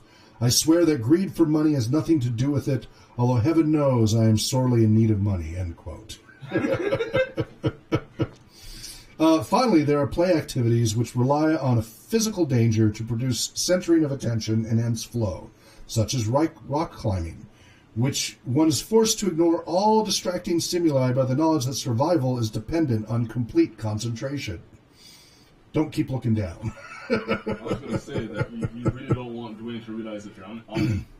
On the what? You don't want Dwayne to realize that you're on him. The rock? Oh, okay. Okay. I don't think I want to be on the rock. The addition of spurious motivational elements to a flow activity, competition, gain, danger, make it also more vulnerable to intrusion from outside reality. Playing for money may increase concentration on the game, but paradoxically, one can also be more easily distracted from play by the fear of losing. A samurai swordsman concerned about winning will be beaten by his opponent, who is not thus distracted. I'd like to know which samurai swordsman he was interviewing. Ideally, flow is the result of pure involvement without any consideration about results.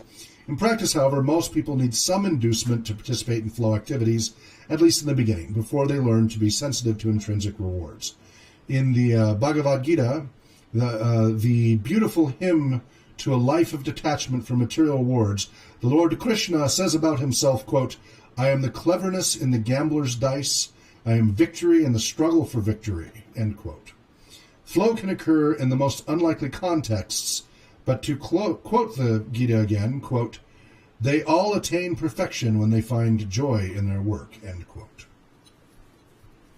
Comments so far on this. We've got a lot more, but let's start with Dan in Brazil.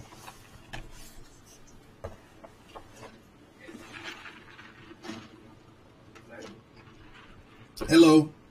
Hola. Have any comments so far? I've been sort of thinking that we talked about Maslow's pyramids and the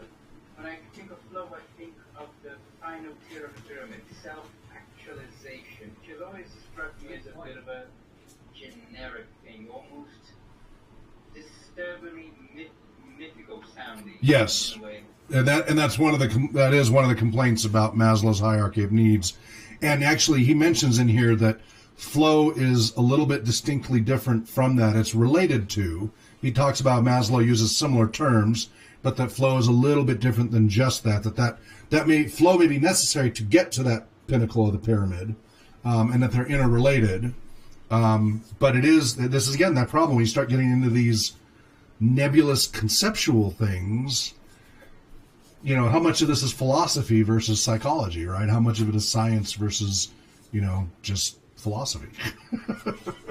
Yeah, I think that it's sort of exciting in a way because it feels like you're at the cutting edge of something that has been experienced before, but in a different language and very tinted by eons of different cultures. What people may call nirvana, what people may call the zone, what people may call, I don't know, enlightenment. Maybe something that we may actually have more objective assessments in the near future. And I think that flow might be part of the puzzle, but of course, there's always this argument that, the next step is always the one that is just before we as humans become as unto God. But, Well, like the neurosciences, because brain imaging and such, that has really helped a lot with taking psychology from this abstract, froofy thing to then being able to validate or invalidate many of the things that were experienced when you see it showing up on PET scans and functional MRI scans and CT scans, etc., these different variations, or EEG, that it becomes measurable, tangible things, which makes the hard science folks a lot happier. Yeah.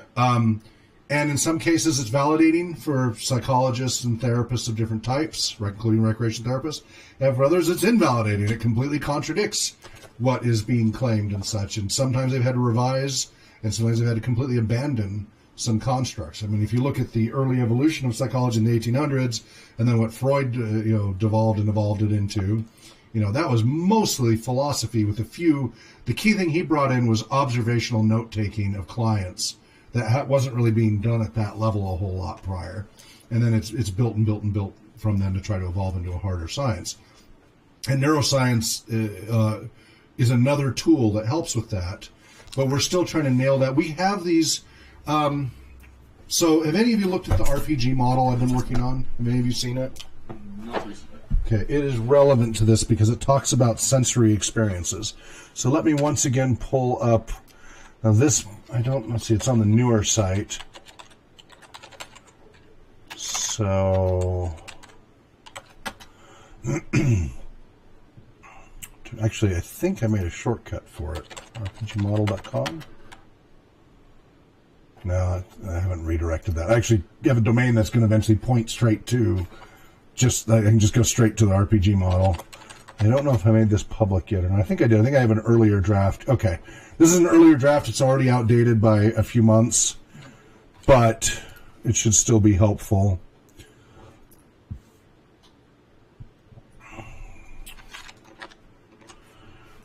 How much do I need to zoom in to make this useful? I gotta be able to see it too, but... I remember this. You show that watermark on it, though. Yeah, that's fine. Well, now it's not showing on here because it's too big. All right. It's monstrous. That's only half. And this is still a huge work in progress. It's still a huge mess.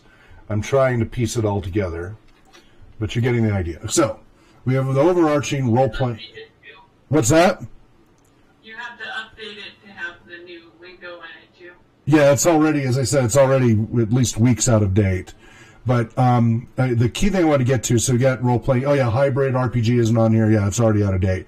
But the key thing I want to go to is down here at sensory interaction. And I'm not happy with the placement yet, but I placed it, and now I'll figure it out. So most of you think there's 5, maybe 6 senses, right? Classically. Classically, there's 5 or 6 senses, right? What are the 5 senses? Taste, touch, sight, hearing, smelling. Okay, and then what's the 6th sense? Like this extrasensory Paranoia. thing, yeah, paranormal. which might make you paranoid. The hairs on the back of your neck. What's that, Danielle? Oh, it's a third eye craziness. Yeah. So that's considered, people you hear about the sixth sense. But as people have broken these things down more and started to try to do more analysis, here are the senses that I found a fair amount of research on. So you have auditory, you have visual, you have olfactory, smell, gustatory, which is your feeling of hunger. That is a sensation unto itself. It's different than just touch and things like that. It's not tactile, which is what's next. Gustatory is a feeling of hunger. It is a sensation in and of itself. And you can have different types of hunger. You can have hunger for food, you can have hunger for sex, you can have hunger for money, and these are different experiences. Then you've got hangry. Yeah. That's emotional response to a sensation. Then we have tactile, actual touch stuff. Kinesthetic, proprioceptive. So that is your feeling in space. Like I'm mapped and I'm not bumping into things, and you've got a good sense. Yeah, sense of it. You can close your eyes and have a feel of where your hands are and things like that. And it's not all tactile. There's a whole neural mapping thing going on, and it's both the of self and your around you. The vestibular is a sense of balance. You get that inner ear out of whack. Oh my goodness, that happened to me when I was 25 or 6. I started, I was working at Kodak in graveyards doing enlargements. I was only male to do that because I don't have the color blindness that most males have. And I was getting nauseous. I was getting dizzy and nauseous for no explicable reason. And they thought maybe it was an infection, but the rocks in my ears got stuck, is what they said. You did a little test and stuff, and I was thrown up in the wastebasket at work and such. And I didn't have a fever or anything. I just felt awful. Went on for weeks. Thank you for leading me to that one. What? Yeah, thanks.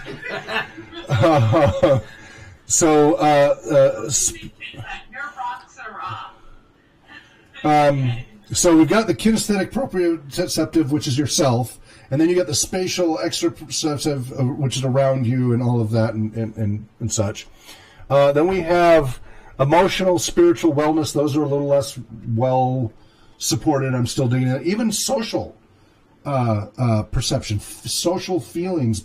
Some people seem to have an intuitive sensory of social dynamics. No, the energy in a social situation, which may be related to empathy. There's a lot of debate about that, but there's being able to read a room. Right, being able to read a room, exactly. It seems to be a sense. Again, there's a lot of debate as to what this is. I'm just listening out. This is a whole other topic of discussion, but it's related to what we're just covering in here. And then organic, besides gustatory, digestive. I correct myself.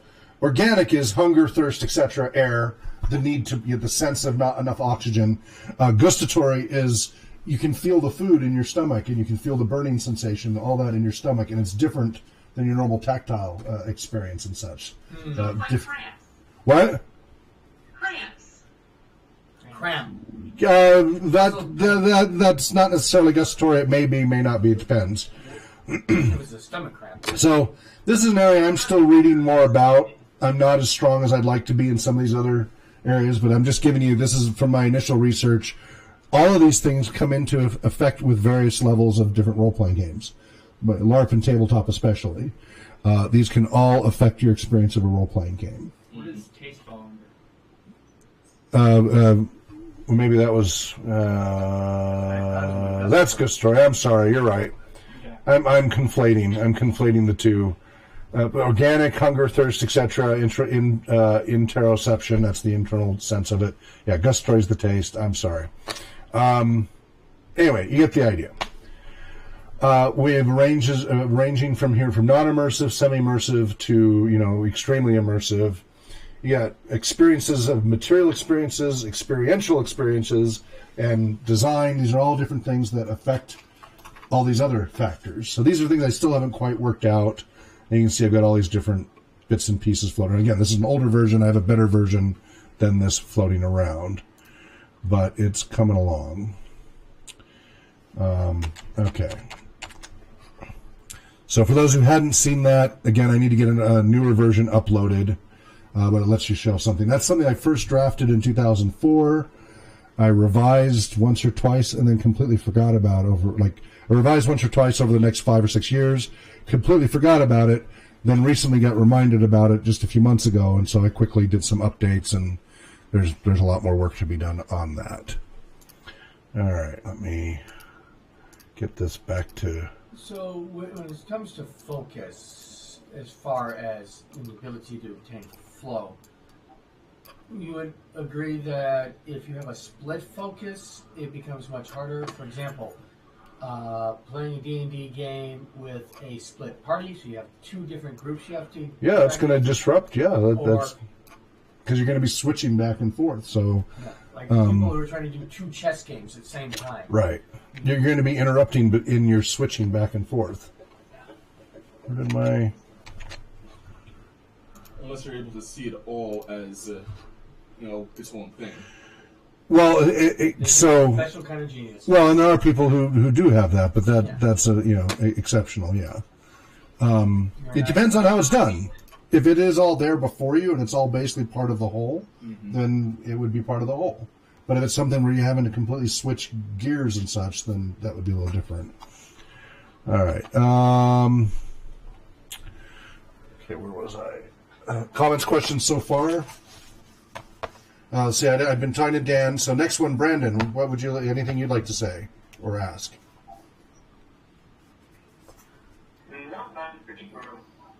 Okay. Trent, if you have any comments in the chat room, feel free. Danielle. Not at this moment about this. Okay. I did get onto the other things though, so yeah, finally figured out that barrier. Other thing on the RPGSN? Yeah, and the education I logged on. Oh, you got logged into RPG Education on courses.rpg.education? Yep, I finally got there, and then I have some notes for you from those. Good. All right. Okay, Dan? A local Dan here? Spokane Dan? Nothing more than my peanut gallery stuff right now. Okay. Riley? Well, I mean, I'm kind of ironically, I'm having trouble focusing on the conversation. Yeah, this is kind of dry. Plus, I've been having, I don't know, my mind's been wandering lately, so. Tired? Stressed? Probably, but. Bored? I don't know. Concerns on Maslow's, on that rely on some hierarchy. I know that. So. Okay. Are your Maslow's being met? Probably. Are your needs being met? Because you need to have those needs be met, where otherwise other things that are it intrudes. It makes it difficult. John, any comments, questions? I just made them. Okay. Yeah. Okay. Right. Okay. I was just seeing if there are any others.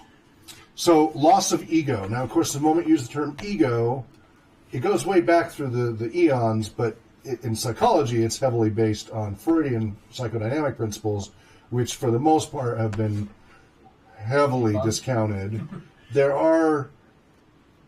So his interpretation of observation is what's been debunked. His observations are not so much what's in question. It's his interpretation of those observations that's problematic. Sometimes a cigar is just a cigar. Right.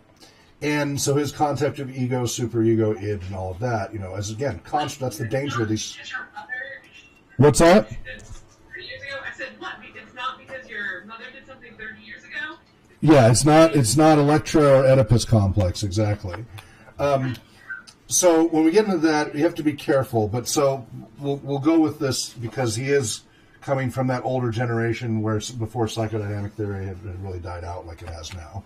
Most of the psychodynamic therapists have retired or are about to retire. They're in their 60s and 70s or phased out already. Most writers who have described experiences similar to what here is called flow mention an element variously described as loss of ego, or self-forgetfulness, or loss of self-consciousness, and even transcendence of individuality and fusion with the world, Maslow, 71. When an activity involves the person completely with his demands for action, selfish considerations become irrelevant.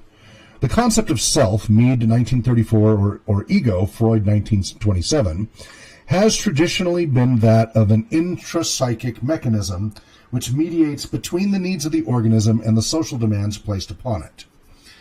A primary function of the self is to integrate one person's actions with that of others, and hence it is a prerequisite for social life. Berger and Luckman, 67. Activities which allow flow to occur, i.e. games, rituals, art, etc., however, usually do not require any negotiation. Since they're, now that's different with role-playing games, right? As soon as you start to play with other people, it gets a lot more complicated in that respect. And that's why some people argue it's impossible to have flow state with role-playing games, by the way. Some people argue that flow state doesn't exist at all, and that's fine. That's a legitimate argument for something you can't tangibly prove. I will admit that it is harder to do flow state in a group because you have multiple focuses, but at least one person May potentially. Yeah, group flow state is the hardest to achieve. It's our gold standard ultimate goal we want to achieve, but it's rarely achieved. But we strive for it, right? We begin with the end in mind. And that's where we talk about Tuckman's group dynamics, forming, storming, norming, performing.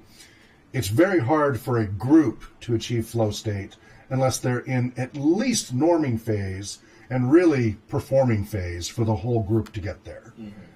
It's really hard to experience that. You can have lots of individuals experiencing it at different times, and the group as a whole at different times, different individuals.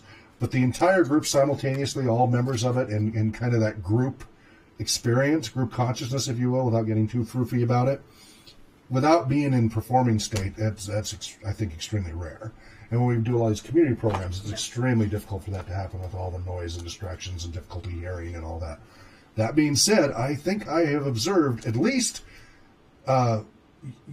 complete group high level of immersion simultaneously, where everybody was scoring a 6 or higher in my observation scale of them. You've seen it sometimes, Riley, haven't you? Or have you not experienced that yet? When it's in a smaller group. And when there's less... Yeah, when you're 4 or 5 players and not as noisy an environment... Yeah, then you can see sometimes where, well, they might be, because they're all really focused and they're ignoring out external stimuli. And you're looking at it like, that group's got a good chance. They got a good chance. They look like they're all there. They're all present to the game. And it's almost like you could visualize a bubble around them, around that table around them, and then the outside world.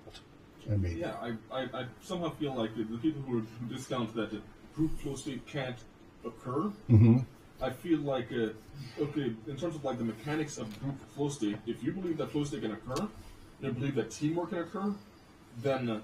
yeah. I've experienced it in the work field, definitely, where I've worked on really intensive projects. So the ultimate is the SiliconValley.com days, right, before the bubble burst, in March 21st, 2001. Gee, why do I remember that date? Luckily, we did okay, but everybody dropped like flies around us. I was in Silicon Valley when that all blew up. But prior to that, and then later 9/11 that year, we had the experiences of like working day in and day out, people sleeping under their cubicles, on the floor under their cubicles.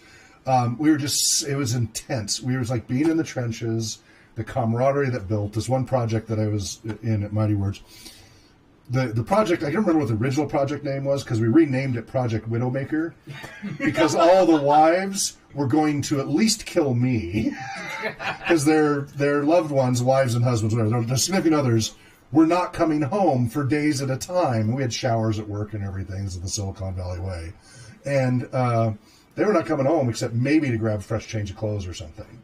Because we were so intense. And I kept telling everybody, go home, go get some sleep, get a good night's sleep. But because I didn't go home, nobody else wanted to go home. And it wasn't that they had any worry about their job. We were trying to do something incredible and change things. And there was an extrinsic reward that they're getting paid really well, and we were going to try to achieve this mission. But in the moment, it was just overcoming this challenge of these tasks, and we were trying to make this experience happen. It was ebook publishing and stuff, but we were there. Like because we'd gone through all the norming and all that, we finally were at a performing state where it was unsaid stuff. Like something happened as a code was compiling or a website test was running, or one of our teams in India, gave a report back. I did not have to tell somebody go do this, and they didn't have to tell me. It was automatic. Everybody knew their role, responded, took care of it, and we had this just incredible. It was like a conductor with a symphony, and everybody's watching the music and they're ready to go, and you don't need the conductor, right? Everybody's in sync and it's just happening. And we had that where it was just flowing, and we beat our deadline. We did it under budget, and we, had very few bugs. It went incredibly well. It is a wonderful, euphoric experience, and it was work. It was hard work, and maybe some of the lack of sleep helped contribute to that euphoric experience. But everybody was there. Everybody was commenting afterwards, like, wow, I've never had a work experience like that. And it was like, 1 minute the sun set down, the next thing the sun was coming up. I was like, what? Mm-hmm. How did the whole night just disappear all of a sudden? So it can happen, but it requires a lot of variables lining up to make that happen.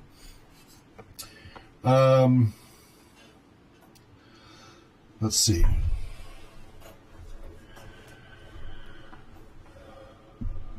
Since they are based on freely accepted rules, the player does not need to use a self to get along in the activity.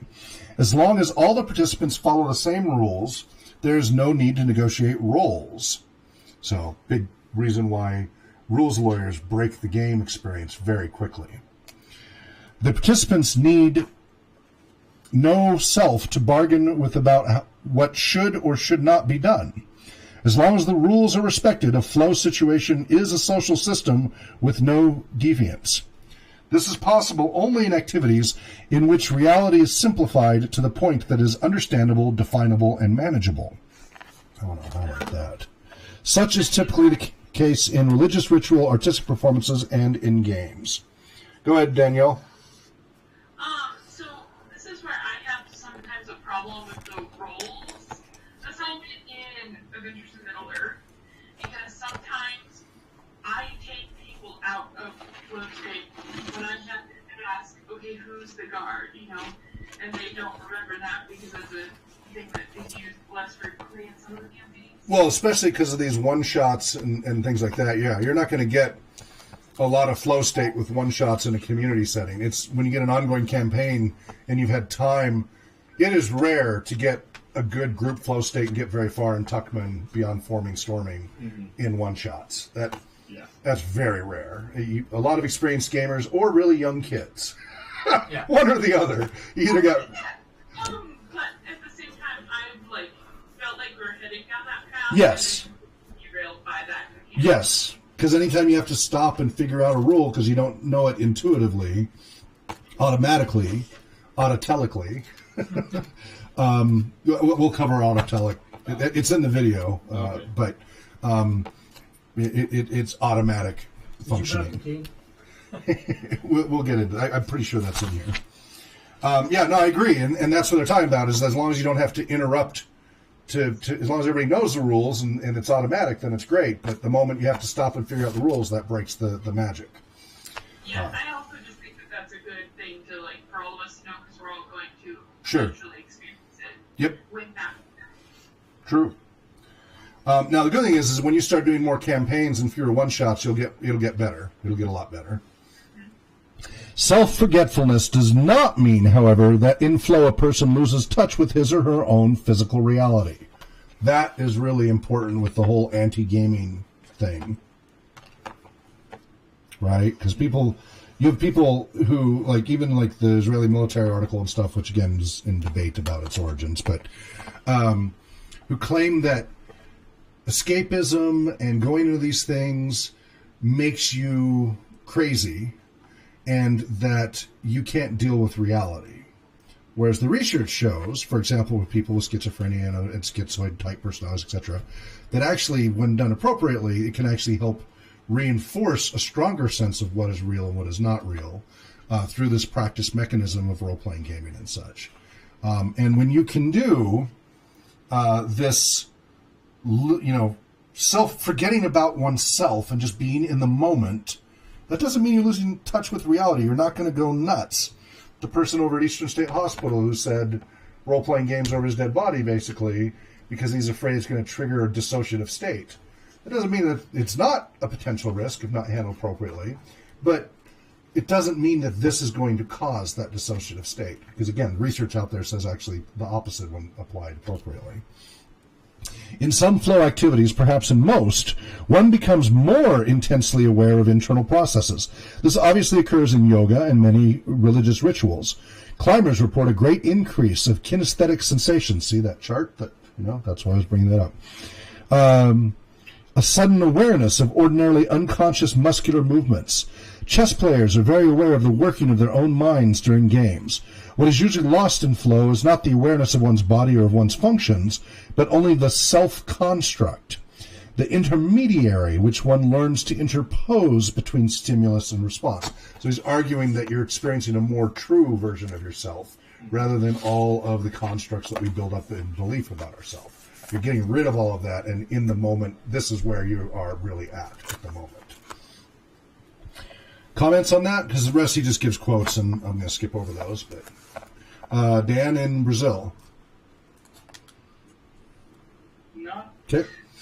Brandon? I don't really have anything to comment on. Okay. Really. That's fine. I mean, it's It's a specific experience before being interestingly rewarding. Yep. And yeah. Yeah, I mean, this is more of a lecture type situation, but it's, but I want to give you guys chances to interject. Brandon? I have nothing to add. Okay. And if you do think of something, quickly write it down or something so that when I give you this break, you won't forget, because otherwise it'll fall out of your head, probably, since we're not in a flow state during the lecture. That's why I put this back on. So this is... It's good to be open-minded, but not so open-minded that your brains fall on the floor. Again. Control of action and environment. A person in flow is in control of his or her actions and of the environment. While involved in the activity, this feeling of control is modified by the ego-less state of the actor.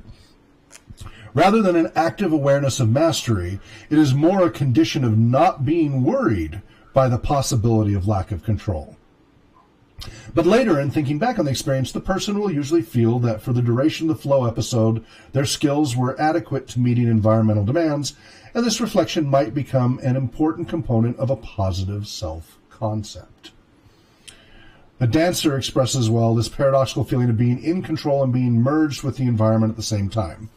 Quote, if I have enough space, I am in control. I feel I can radiate an energy into the atmosphere. It's not always necessary that another human being be there to catch that energy.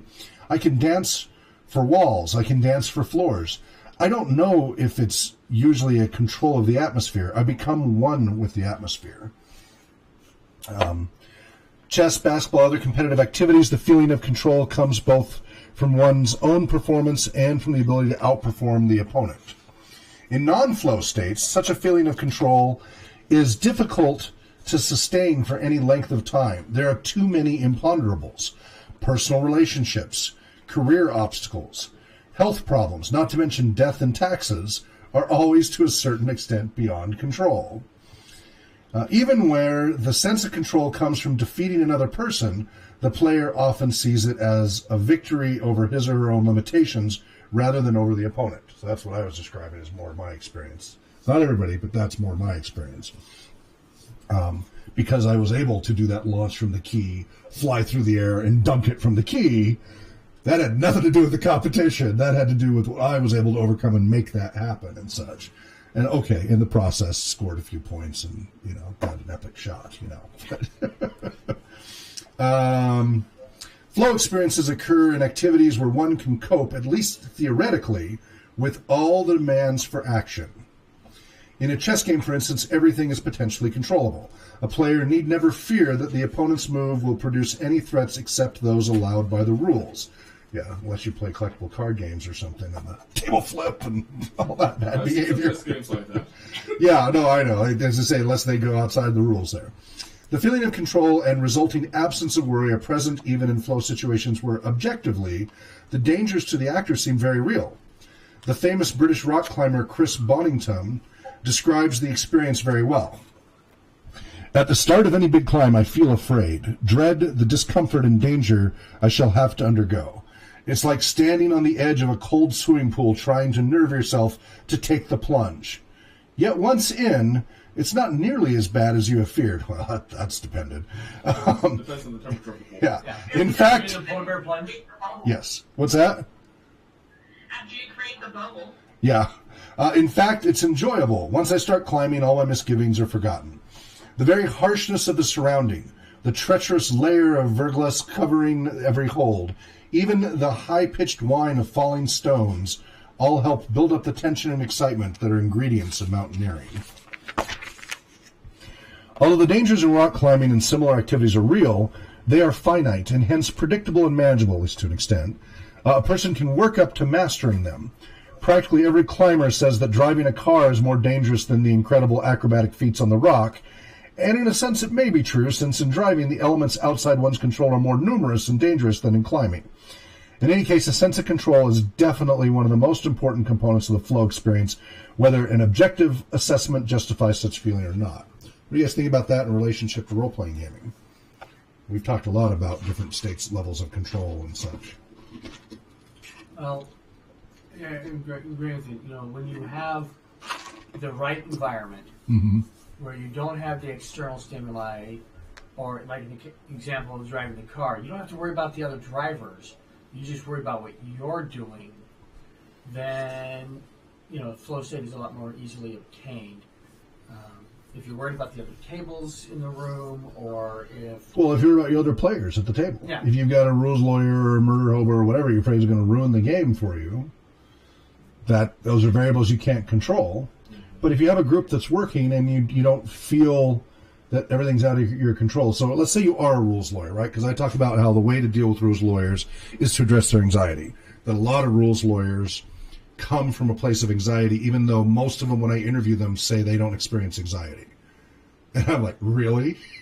Because everything outside says that's a huge anxiety response you just had.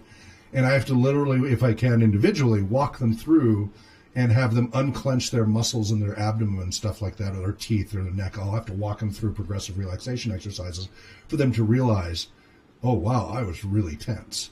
They had no self-awareness about what that was at all, because often they go through life very tense.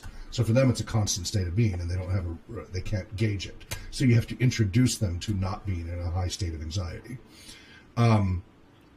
So they have a lot of issues about control in their real world, and so they come to the game where there's more structure and rules, and as long as you don't disrupt that, they can enjoy that more.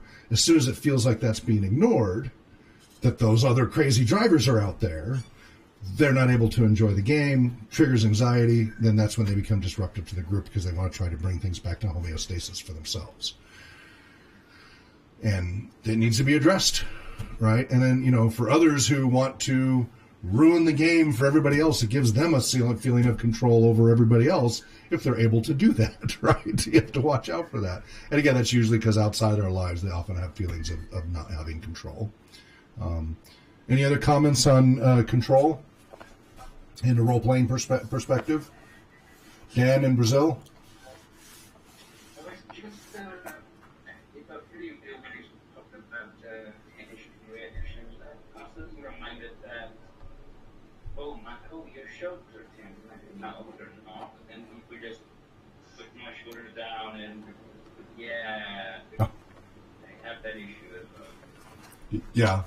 Yeah, I should probably periodically walk you guys through progressive muscle relaxation PMR from time to time, just to, when you come from work or something, like, all right, everybody, let's unwind a little bit here and go through the process.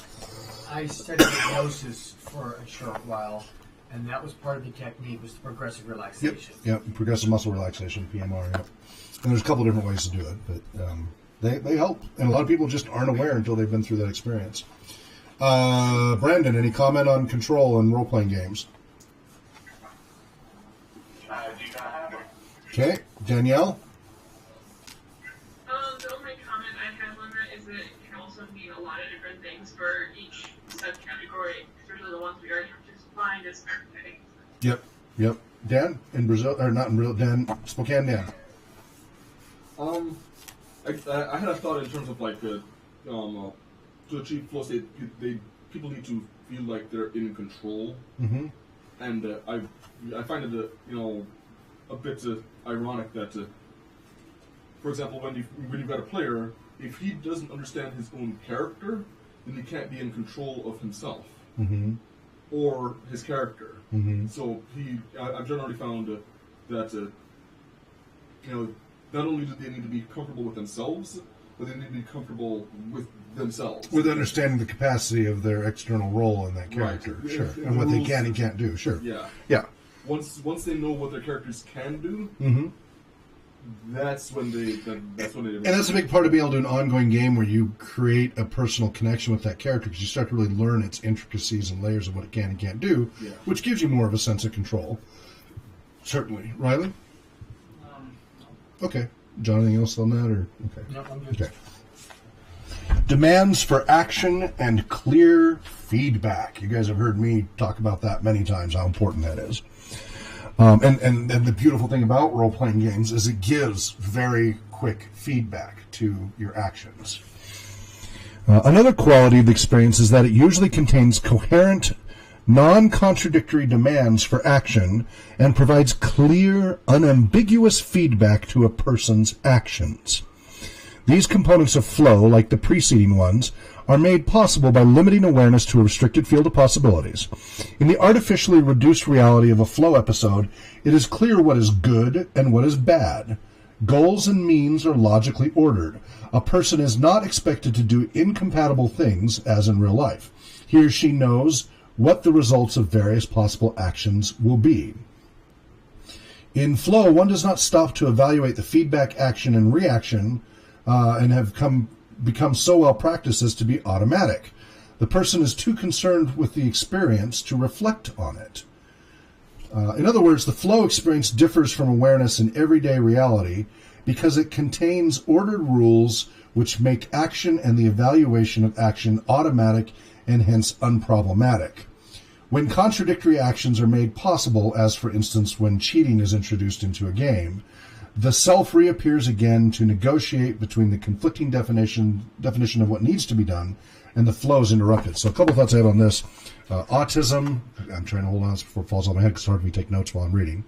Autism, and then working on the description of what is a role-playing game. You see in my presentations. Right. And one of the things I say in role-playing games, one of the requirements I argue is that it's an action-based activity. It's a representative or actual. It varies.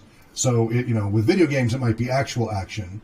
With tabletop, it's declared action, but you don't actually take the action. But there is action-based, and there are clear rules on the consequences of actions. And that's a key part of a role-playing game in addition to other variables. Related to autism spectrum, this whole list of clearly defined parameters, of artificially reduced reality with clear representations of good and bad, goals and means logically ordered, and not expected to do incompatible things like you do in real life so many times, so you know the results of various possible actions, what they will be. Think about, for somebody on the spectrum, how valuable and why so many gravitate towards role-playing games even on their own without having to be introduced to it. I mean, how many games we've run where there's at least one player on the spectrum who's diagnosed, who tells you, not to mention all the groups we end up working with. You can see why that would appeal. Because you give them those clearly defined parameters, they don't get the rest of them. They're overloaded by all the other variables they have to take into account, and the game helps bring it down into a more manageable level. And if you add processing and such, post and pre and during the game processing, you can then maybe help them translate those skills back into the real world through a positive type of lead. What are your thoughts on that? I'll start with Dan in Brazil. Sorry, could you repeat that? I didn't get the last, Just talking about the definition of role-playing gaming being related to action and immediate feedback and to consequences of choices, etc. And then how for autism spectrum, how valuable having a restricted field of possibilities, artificially reduced reality with a clear representation of what's good and bad, goals and means are logically ordered, they're not expected to do incompatible things as they are in real life, and you know what the results of various possible actions will be. So we got 6 things here, just in that paragraph alone.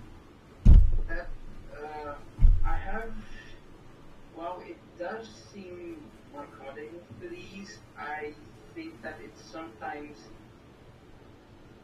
that you define something more like a board game, which is not a bad thing, but it might lose the luster of the role-playing game. I'm not sure if I'm wording it. Well, I would argue that every role-playing game has those variables in them to various degrees. We're not talking about railroading and such, but we're talking about that the rules of the system are predictable and consistent in a way. Otherwise, it's not a role-playing game system, it's just improv. Oh, right. And that's... right. I'd just like to know, if there's an action-based activity, what other kinds of activities are there? What other classifications are there? You talk about declarative activities, or am I mixing things up here? Yeah, I think you're getting things a little mixed up. So we're talking about how a role-playing game, at least one component of several, to be a role-playing game, that there is either actual or virtual action. So whether you declare it verbally that your character takes an action, you don't actually do an action yourself as a player in tabletop, but your character takes action.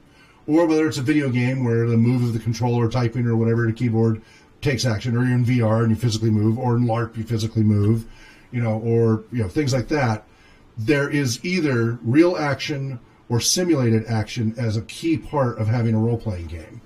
Now, that's going to be lots of other things that fit that as well. We're just talking about, that still is not the only variable that defines a role-playing game, but it's a critical one that if you don't have an action with a rule that in some way defines what the consequence is to that action, and usually a more restricted set than reality, and it may be fantasy, it may be magic and stuff that's different from reality, but you have rules that specify what the actions and reactions are in this mythical setting of the game. That's a key component for it to be a role-playing game, that you can't have a role-playing game without this action-reaction rule specification. It ceases to be a game. A game. Right. You don't have it becomes more... It specifically rules that define what the action-reaction relationship is. That's what makes it a game versus just pure improv. That's what makes it a role-playing game system. Yeah, which is just more completely freeform. Brandon.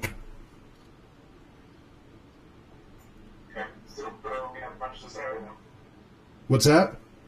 Don't have really much to say. Okay, Danielle. Have something, totally lost it. Okay, that's why you got to write it down. Dan in Spokane. Sounds like you're having fun with that term. I think we spoke Dan. No. I'm fine. Okay, Riley? Okay. Shane is talking in the chat. You're what? I don't know if he's... Shane is talking in the chat on Gen Z, if you see that. Really?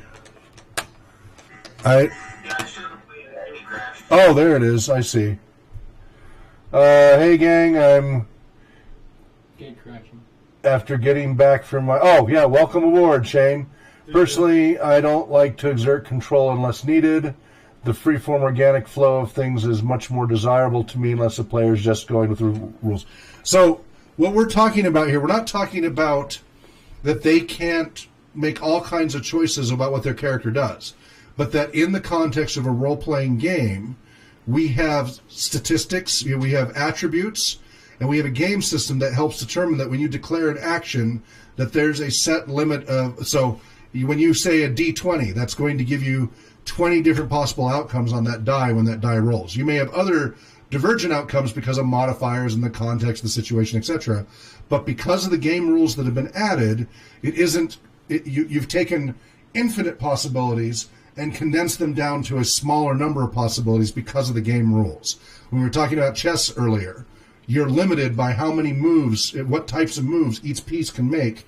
The rules constrict that. You're not limited in the tactics and strategies that you can take in the game, but you are restricted to how each piece can move as long as you follow the rules. And that's the nature of a structured game, that there are rules that say what you can do, which is different than pure freeform. Pure freeform, anything can go. And the difference between a role-playing game and pure freeform is the role-playing game has those structured rules. Some role-playing games are more structured than others. Some have more detailed rules, some have less detailed rules. But that's where I argue some games start to become hybrids and not really role-playing games when they get completely away from any defined rules that narrow those parameters of causality. Does that make more sense there, Shane? Yeah, I should have played, and I Yeah. missed the context. No problem. No problem. And, I'll try to get you guys a link to the video so you can catch up on it later if you want to. Okay. So, autotelic nature of flow. Told you we'd get to that. Yay. A final characteristic of the flow experience is its autotelic nature. In other words, it appears to need no goals or rewards external to itself. Practically every writer who has dealt with play has remarked on the autotelic nature of this activity. In the Gita, Lord Krishna instructs Arjuna to live his whole life according to this principle. Quote, let the motive be in the deed and not in the event.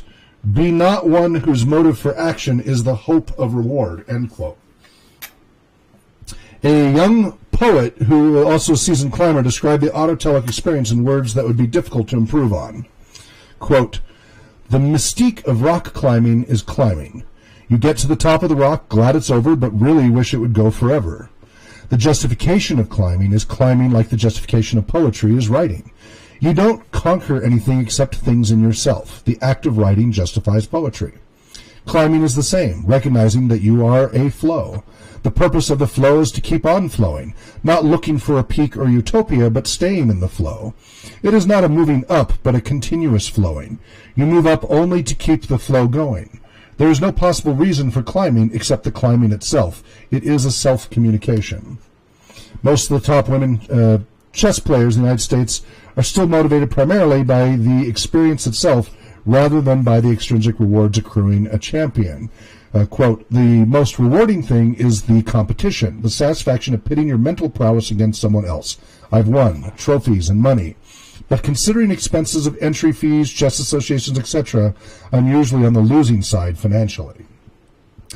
A medical doctor who has participated in many expeditions to the highest mountains on Earth, quote, the world has to look for a star the whole time. You don't look at the Milwaukee Bucks, you look at Kareem Abdul-Jabbar. So that's we're dating things there, which is so wrong. It's so understandable. It's so childlike. It seems to me that an expedition should be totally beyond that. If I had my way, all expeditions would go secretly and come back secretly, and no one would ever know. Then that would have a sort of perfection about it, perhaps, or be more near to perfection. A famous composer explains why he composes after a long and hearty laugh at the inanity of the question. One doesn't do it for money. One does it for, talking about musicians not making money, no kidding. One does it for perhaps the satisfaction it gives. I think the great composers, all the great artists, work for themselves, period. They don't give a darn for anybody else. They primarily satisfy themselves. If you get any fame out of it, it's when you're dead and buried, so what the heck's the good of it? This is what I tell my students. Don't expect to make money. Don't expect fame or a pat on the back. Don't expect a darn thing. Do it because you love it. Boy, is that true for my music. I've put out over 20 albums and over nearly 300 musical pieces since the 80s. And yeah, there's no recognition or pat on the back or anything, but I love doing it. I can't stop myself when the muses have me. They can't reach that. Yeah. As the quotes show, the various elements of the flow experience are inextricably linked together and dependent on each other. By limiting the stimulus field, a flow activity allows people to concentrate their actions and ignore distractions. As a result, they feel in potential control of the environment. Because the flow activity has clear and non-contradictory rules, people performing it can temporarily forget their identity and its problems. The result of all these conditions is that one finds the process intrinsically rewarding. Here we come back to that again. The fact that flow is experienced as autotelic, that is, and as intrinsically rewarding, raises this process to a central position in the hierarchy of human behaviors. It becomes important to understand under what circumstances it occurs, what its functional characteristics are, and how it relates to other intrapsychic and social organizations. Therefore, okay, blah. So, and then we get in the structure of flow activities. This is where we start to get into those diagrams like we were looking at earlier. This is what starts to evolve into those diagrams. And you can see he's got a lot of little mathematical formulae mixed in it into the diagrams. You got the flow channel and action opportunities, action capabilities, etc. Well, we might actually pull this off. Right. We're doing okay on getting through this chapter. So, any comments, questions on this so far? I'll start with Shane, who just joined us. Well, at first I was going to kind of argue with the point that was being made there because, most people think that adventuring is like, oh, we're going to go get the treasure and everything. But when people talk about adventures later, they went and, they did the thing, but they don't really talk about the moment that they get the treasure. They talk about all the cool stuff, all the puzzles they had to find, all the things that they had to solve along the way. Right. So the destination or the treasure really doesn't stick with them as much as the journey. Right. I guess you call it the existence as that character. And so, I would go along with that, thinking back to, every game that I've had the most fun at, it wasn't when we got the big whatever at the end, it was the cool stuff that we figured out along the way to get to the cool thing. Right. So, I'll illustrate a beautiful example. Everybody grab a D20. Or a D6 or whatever you can grab. I don't care. Doesn't matter. I can originate. All right. So, the goal is you got to beat the uber super death dragon and get the uber treasure of ultimate god rod of power. And you get this and you will have every wish and power granted as long as you can overcome this creature. Right? So all you got to do is roll the natural highest number on your die and you will win. So go ahead and roll. One die. Okay. Anybody else roll remotely? Yeah. What'd you get? A 9. Out of? 20. Okay. Shane? Okay. He's gaming the numbers, yeah. He's taking this too seriously. That's not the point, but that's okay. Someone may be more protective than I am. This is important. Can I roll my one-sided ball? Alright, here goes. No, I got the 1. Okay. All right, anybody else? You have Okay. All right, so John, what did you get? An 8 out of 8. 8 out of 8. So John, you defeated the ultimate creature monster of Doom, and you are given the wand of ultimate godlike power, and you can do anything you want with it with your character. And we're done. Yay, and that's the end of the universe. That's the end of Nothing it. else to accomplish. So now, how much are you going to go talk about that to your friends as far as this experience that you just had? You got everything, like at least he did, but let's say you had won. Let's say you had all won. Meh. You got everything you could ever ask for. But there was no real challenge in it other than a single die roll, right? There was no journey in it. There was no progression to it. There was no overcoming all the different puzzles and pushing yourself. It was just a simple die roll and you're done. Now, for some gamblers, that's sufficient. But for a lot of other people, that leaves you falling flat. And it's part of the problem I have with a lot of these video games that have gotten really flat, that are too structured and too predictable, use the same formula of the last 40 years. I mean, I started writing, adventure role-playing games on computer back in '79. It was one of my first few programs. Not the first I was paid for. First I paid for was point of sale and inventory for a video rental store when I was 12 years old. But the first programs I was writing as soon as I could were simple adventures and such. And they're just not the same as going through all the challenges and overcoming all the obstacles and such, and coming up with creative solutions that maybe nobody thought of, etc. And so, yeah, the journey versus the destination is a key thing to keep in mind. Any other comments on this before I go on to the structure of flow activities?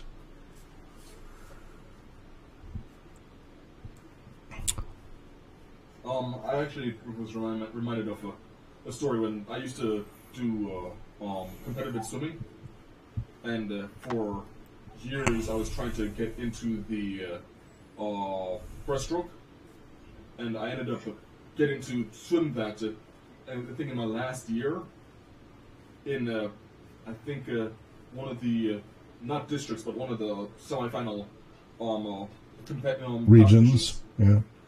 And I remember, like, I got in and I was in flow state as I was swimming, and about halfway through my last lap, I break the surface and I realize that my entire team is cheering me on because I could potentially beat everyone. I could actually beat someone, which would have been important for me because I'd be the first, one that I actually won. But because flow state was broken, so you choked. You choked, yeah. Because it took you out of flow. Yeah, it took me out of flow. Yep. That maximal state of arousal and function, yeah. Riley? Yeah. My group doesn't tend to remember all of the cool stuff that happens because we don't get a lot of cool stuff. We get a lot of funny stuff, and we like remembering that. So yeah, that's great. Those are great memories of funny stuff. The thing that I would remember the most is that if I had to roll 20 on a 25 dice to roll the world, I would remember that I rolled a 19 instead of a 20, and I didn't get a single roll. Right. In our Heroes of the Mist examples, where the audience gets to impact the players, and we have different things. So one of the early ones was Dark Monkey. Mm-hmm. The monkey showed up, and the guy was messing with the monkey, and then the monkey bit him, and it was in his bag, so he smashed the monkey against the tree. And like every episode, somebody comments on him, like, smash the monkey against the tree again, or something like that. Like, it just keeps coming up. And it wasn't that it was particularly challenging, but there was something memorable about it as part of the journey. It has nothing to do with them succeeding in their campaign or their quest or anything else. There's also the Mangy Cat. What's that? There's also the Mangy Cat. Right, yeah, the Mangy Cat, yep. There's a lot of these different things that those have stood out much more for them than some of the bigger epic stuff. So it's very interesting how that works. But Mangy, I'm not talking about the one that smelled bad. Okay. Yeah.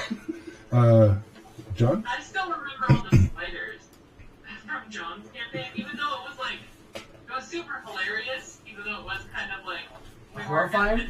You talking about Eves of Mirkwood, or the giant spiders that all killed her. Oh, way back. Yeah, when you had to pick which spider they were supposed to fight, you picked the worst one. And I think I'll always take those spiders with me because it was so funny because I break loose and immediately get caught again. I'm free! Shane says, flow state, swimming. I see what you did there. The water was still. I was not. The structure of flow activities. Some people, some of the time, appear to be able to enter flow simply by directing their awareness so as to limit the stimulus field in a way that allows the merging of action and awareness. But most people rely on external cues for getting into flow states. One might therefore speak of flow activities as those structured systems of action which usually help to produce flow experiences. Although it is possible to flow while engaged in any activity, some situations, games, arts, rituals, etc., underneath their social historical overlay appear to be designed almost exclusively so as to provide the experience of flow. It is therefore useful to begin a formal analysis that will answer the question, how do some activities make it possible for the experience of flow to occur? To answer these questions, one might use a somewhat abstract model describing the interaction of a person with their environment. This model, foreshadowed in Csíkszentmihályi and Bennett 71, is in some interesting respects similar to analogous models described by information theorists, Mihály 69, and psychologists who are working with the concept of optimal level of novelty, at Neve 1959, Berlin 60 and 66. The model in figure 10.1, I'm going to pull it up on there, I'll put it on the camera in a minute here, is based on the axiom that at any given moment, people are aware of a finite number of opportunities which challenge them to act. At the same time, they are aware also of their skills, that is, of their capacity to cope with the demands imposed by the environment. Aware of a finite number of opportunities which challenge them to act, and then their skills. So, kind of You're aware of your character stats and what the CR I don't know how well you're going to be able to see this diagram.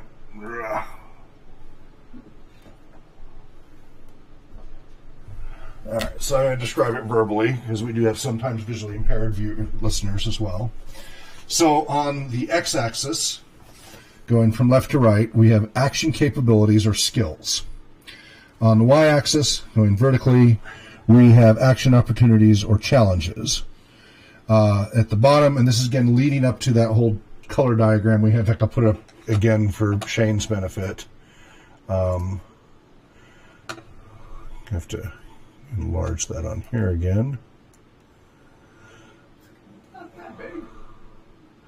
So Shane, if you're watching the Twitch stream, you'll be able to see a color version of what this diagram eventually turns into. We're not up to that full diagram yet in this discussion, but it's the components that lead up to this. Yeah, I'll have to go back and reference that because I'm just watching it right now. Yep. Okay. So, and you got at the bottom right-hand corner is anxiety, then up towards the middle is boredom. Up at the top left-hand corner, anxiety, then comes down to worry. And then in between is this channel going up perfectly diagonally from left bottom to top right of flow, play, creativity, etc. When active opportunities are perceived by the actor to overwhelm their capabilities, the resulting stress is experienced as anxiety. When the ratio of capabilities is higher, the experience is worry. The state of flow is felt when opportunities for action are in balance with the actor's skills. The experience is then autotelic. When skills are greater than opportunities for using them, the state of boredom results, which again fades into anxiety when the ratio becomes too large. When a person is bombarded with demands which he or she feels unable to meet, that state of anxiety ensues. When the demands for action are fewer, but still more than what the person feels capable of handling, the state of experience is one of worry, so not quite as bad as anxiety, but still.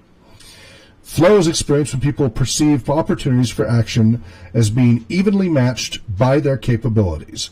If, however, skills are greater than the opportunities for using them, boredom will follow, and finally a person with great skills and few opportunities for applying them will pass from the state of boredom again into that of anxiety.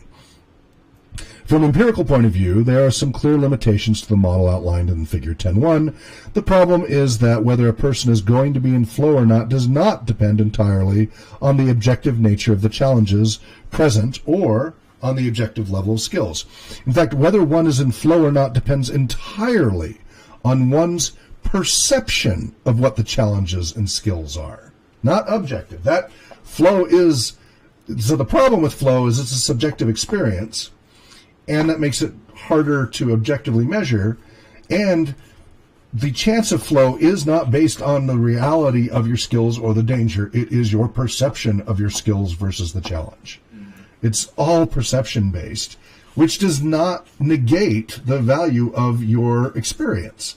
Just because your perception might disagree with somebody else's perception or whatever objective measure might be there, doesn't negate that that was a real experience for you and that that's something that needs to be somehow measured in some way, qualitative, quantitatively, whatever, because it's part of the human experience and we need to understand it.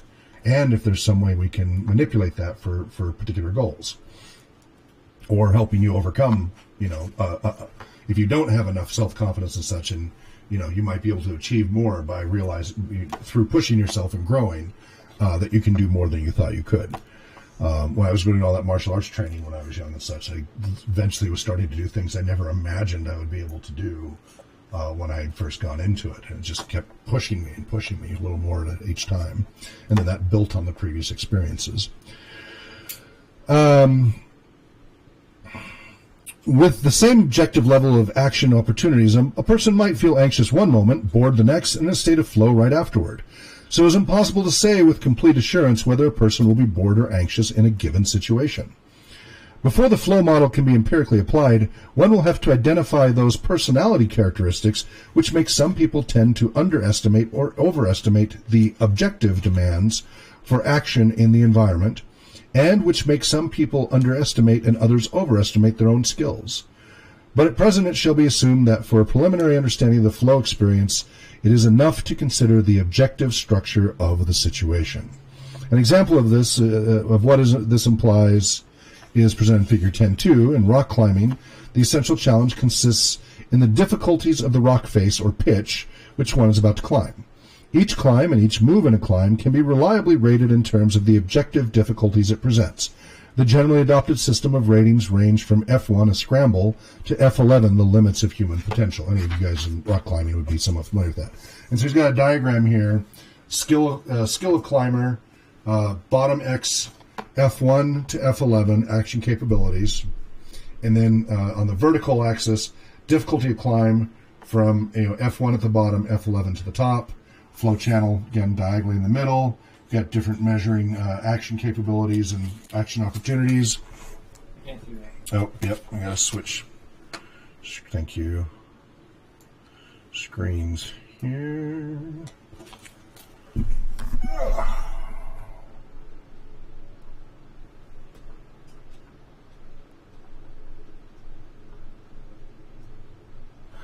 So, explaining that.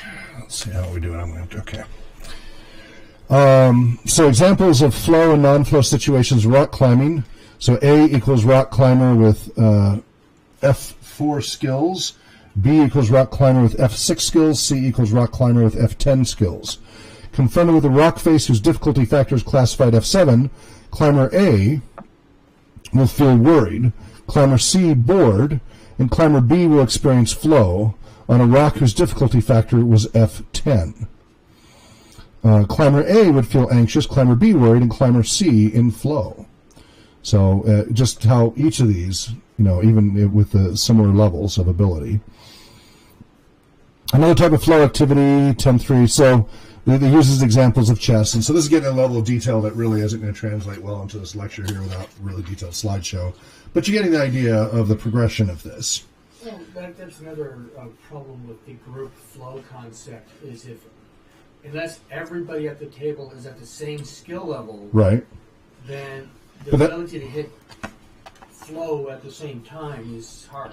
Right, but that is where your group dynamics come into effect, like with norming and performing. Because everybody, by the time you get to norming, you have a general sense of where everybody's level of functioning is at and what you can and can't rely on them to handle.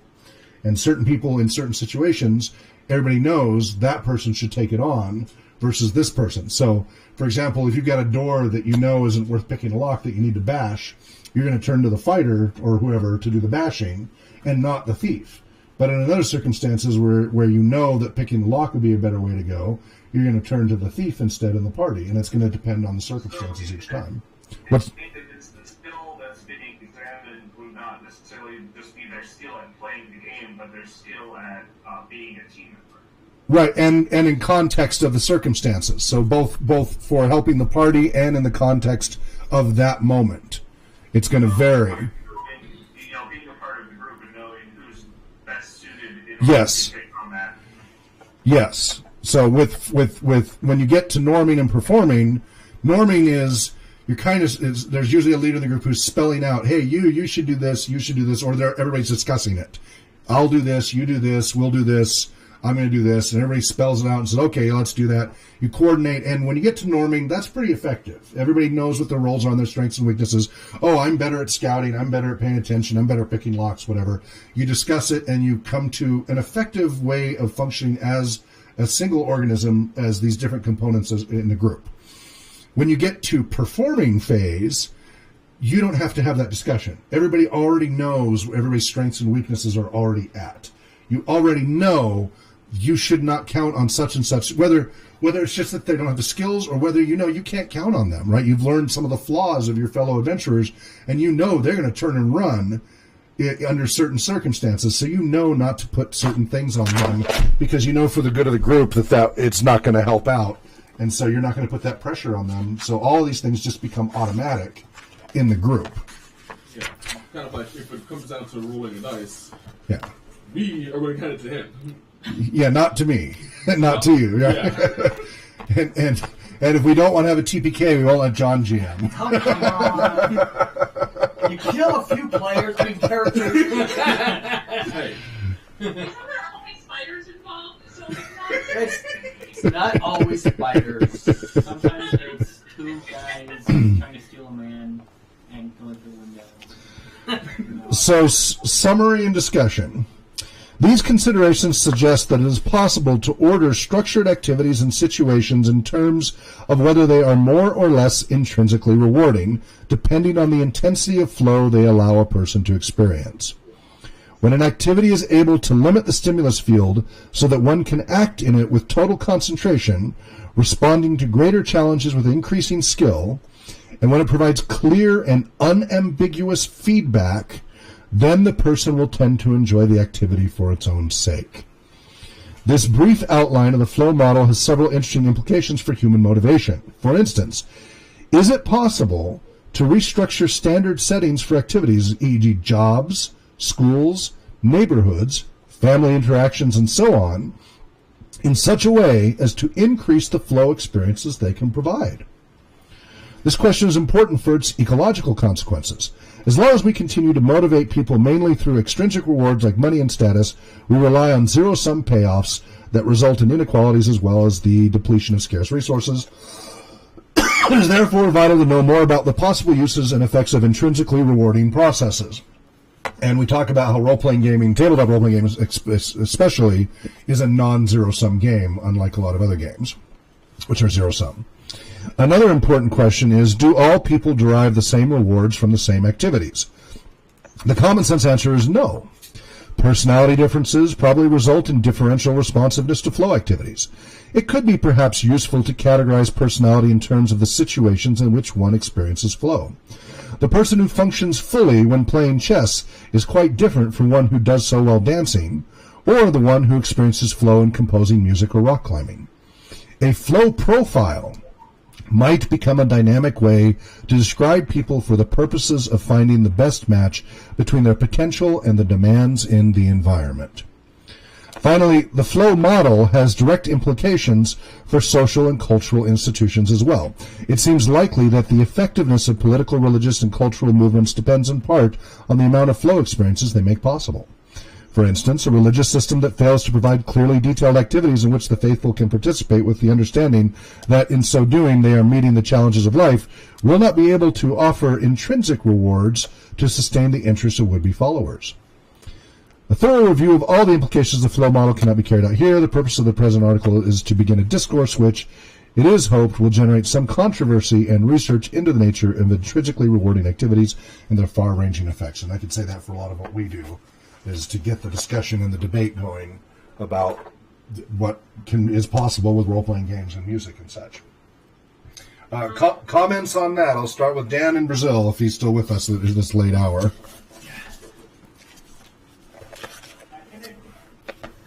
Yep. I find that something really interesting because I've been sorry for the delay. In my career, I've worked with professionals who do profiles for market placement, and one of the key questions is precisely, okay, what kind of activity fulfills you? Because if you want to do something that you're good at, but to make sure that you have a fulfilling career and that you can basically keep doing that without burning out, it has to be something that fulfills you to some extent. So I think that there really is a lot of potential for something that can assess this flow profile, what we say, or even something approximating it. Okay. Anybody want to comment on that? Or any other comment you wanted to have? Thank you, Dan. Thanks for hanging in there at this late hour. What is it, coming up on 3 a.m. for you? Yeah, 15 minutes. Yeah. I think I'm just going to be listening. Understood. Winding down. Understood. Brandon?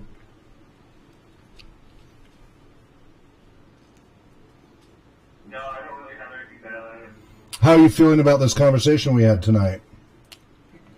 Well, in all honesty, I had a long day, and it's kind of hard for me to keep up. Okay. And crash a little bit. Okay. Understood.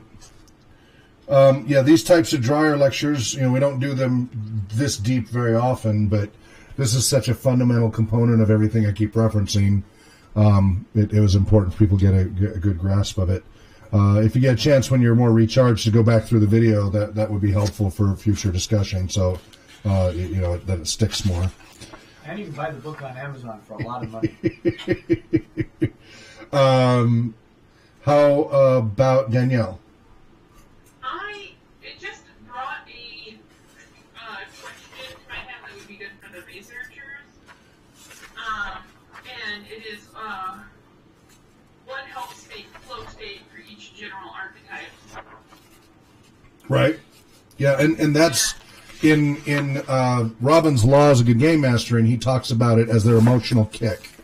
What is it like for the tactician versus the butt kicker versus these different people, the casual player? What is it that they're actually there to enjoying the most? The casual player is there for the social interaction aspect. They don't really care about the game and the rules. They're there for the social interaction, the humor, the fun moments and such, not the mechanics of it. The butt kicker is there for the battles to dominate others. Exactly. That would be a good one for a researcher to take up, is because there's already a lot of literature on it without having direct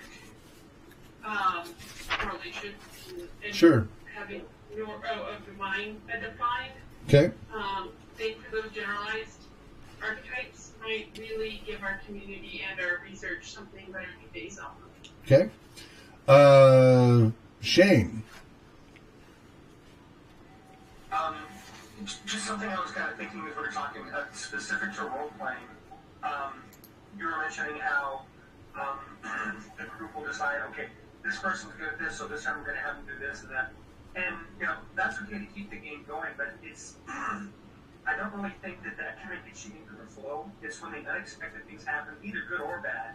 And, you've kind of got that tension, maybe you're going to make it, maybe we're going to not, but they're more engaged now. I mean, you expect that the rogue is going to pick the lock, but what if, say the rogue got knocked out and the wizard just for the heck of it, well, let's see if I can do this. And that's where situational context is critical. So when we talk about Tuckman's dynamics, what that is that's the overall group dynamics, but it's always about context in the moment. What we say, though, when we bring up that discussion, is each individual person has different opportunities to experience flow state depending upon their immersion at the moment. But rarely does the entire group simultaneously experience flow state unless they're at least in norming phase or performing phase. Because if they're in storming phase, there's usually too much arguing and other things not working out that very rarely does it's almost impossible for the group. It has been known to happen, but it is extremely rare for a group in the storming phase to experience flow state. I have seen it where everything went wrong. The group was completely ineffective. They were so in storming phase, and it was a TPK. But the actions that happened in that, everybody was so engrossed in that, from what I could tell from the feedback, they did experience flow as they got whooped. They were That's the most fun I've had slaughtered all life. Yeah. What was that, Shane? Oh, I'm just thinking more like group versus individual. Yes. It's one of the things, at least for me personally, not only being a dungeon master, but just like being a storyteller, that at least for me being part of the flow state, that when the group gets into a thing that, okay, this is a situation we're not really prepared for, and they're brainstorming all these ideas, and some of them are actually brainstorming their ideas in their critical voices. We're all just getting into it. Or at least as far as a group flow state, those are the things that are really fun. Right. But when that's working, when everybody's starting to norm and figure out who should do what, when it doesn't necessarily have anything to do with the character class they pick. That may or may not be relevant. But that in that context of the moment, everybody has figured out their appropriate role and action to take in that moment. They're norming. And when they're discussing it and it's happening, then they're norming. When it becomes automatic, they don't have to discuss it. Everybody knows automatically what to do to solve the situation because they have so much experience working with each other as a group and they understand each other's capabilities, what have you. And you got to break outside of thinking within the constraints of game roles, of D&D roles and character roles. We're talking about the social group roles of a situation, what everybody needs to do to resolve that situation to the most fun. When they're in that performing phase, that's when you get reports that everybody simultaneously experienced flow state. And again, that's very difficult for everybody to be there unless you're in that at least norming and generally performing phase. And even in a situation where it fails, it is possible to get that group flow state experience, but that is less common and certainly less sustained because your characters all get killed off. So it's harder to sustain once your characters are dead. So that's what we're talking about. Yeah, group versus individual. Individuals experience flow state at all kinds of different times and different reasons throughout the game. And we want to get to where there's the group experience. GM and players alike are all in the moment and get that maximal immersion for the greatest opportunity for flow state. So that's where we bring that in for discussion. I think that a really good example of not being in being in the storming phase and not being and still being able to hit flow state was the group that you were running on Wednesdays, I believe, with me and Brian and Heather.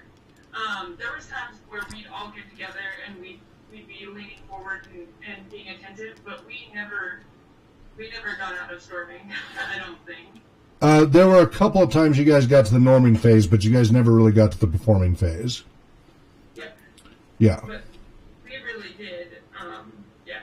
We stormed and flow stated sometimes, at least individuals. Yeah, individuals. There were times Ryan was leaning forward. He really was scared. Forming and storming, you'll have individual flow state all the time. And in fact, that often can be the problem, is that individuals are focusing on what they want and excluding what works for the group. So they're getting their flow state, but at the detriment of the rest of the group. That happens a lot. Again, talking about player archetypes. I want to be the butt kicker. I'm going to go charge in and fight this guy, even though that may not be the best way for the group to handle the situation. Maybe if they'd worked collaboratively together, it might have been a better long-term goal. But the butt kicker was happy. Butt kicker was having a blast. So that's where all these complex dynamics come into consideration. Does that help, Shane, in response to your questions and comments? Oh yeah, absolutely. I kind of feel like, in the back of my mind subconsciously, I know what you're talking about. It's just, I'm trying to bring it forward based on my experiences. Yeah. Every experienced GM, if you're enough of an experienced GM, a lot of this is like, well, yeah. It's like really. So I like to quote Schopenhauer talks about who truth goes through three stages, which was later paraphrased by Gandhi, and and I always have trouble getting the words exactly right, but basically he talks about truth goes through three phases.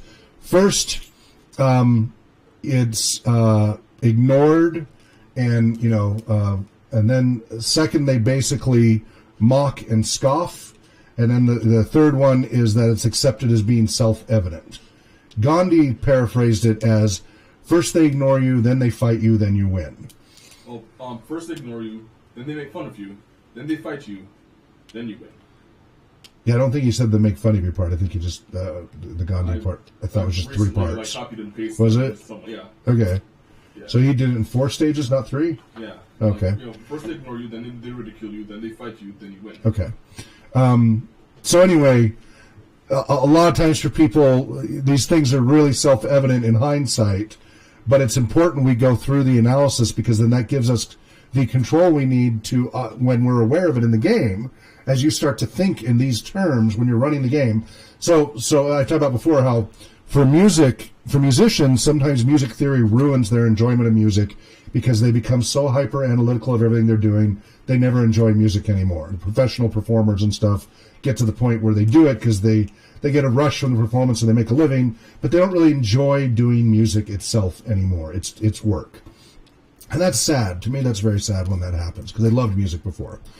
But with role-playing gaming and certain other activities, my hope is, and so far experience has been, the more we're able to break down and understand these pieces so that you can watch it during the game and then go, oh, I see this trend happening. Now I've got some definable language in my head, and now I've got mechanisms to help adjust it to where I want it to be. I see it going this way. Now I can adjust it this way, rather than being reactive, automatic thing that you're not always sure, and it's kind of a magic aspect of, well, I kind of made it work this way and this way. It makes things be able to take it to another level of experience for everybody, that you can raise it up to another level experience of professionalism and being really able to enjoy it that much more. So we'll see if that works out for everybody that way, but that's been my experience on it. Yeah, we'll have to, at some point here, as we're bringing in a lot more new people, we added volunteer number 49 with Trent, of course. We'll have to go back through at some point for these newer folks, the Tuckman forming, storming, norming, forming, so they get the context of that more clearly. You went through some of that, left week. Yeah. I need to get some of those videos just linked into more of the training so that they can just go through that automatically at some point. That's a high level, and it's there, and they can ask questions about it and right. watch it. Okay. So I'm going to try to very quickly cover a few assessment tools from the Red Book. Oh! This is... What? What's that? Red Book. Should I go get mine, or am I going to know which assessments you're... I don't know. It's up to you. It's the Assessment Tools for Recreational Therapy in Related Fields, 4th edition, Idle Arbor Incorporated, Joel Burlingame, and Thomas Blaschko. This is a ton of assessment tools, and a few that are related to considerations that might affect flow state and immersion. So I can't find anything in here that says immersion scale, observed immersion scale like we've been working on. We have what we talked about at the beginning, which Shane you would have missed, but at the beginning we read through the whole section of the assessment tools that Mihály Csíkszentmihályi, who came up with the flow state concept, used to try to get some hard numbers on these people's experiences. And we talked about the reliability and validity ratings of the tools and where they were stronger and weaker a little bit. So that's the tool he used. Let's see, it was called the ESM, the Experiential... I got to pull it up again. Experience Sampling Form, ESF, and the Experience Sampling Model, ESM. So that's how he has been able to get measurable numbers related to this with people's different experiences.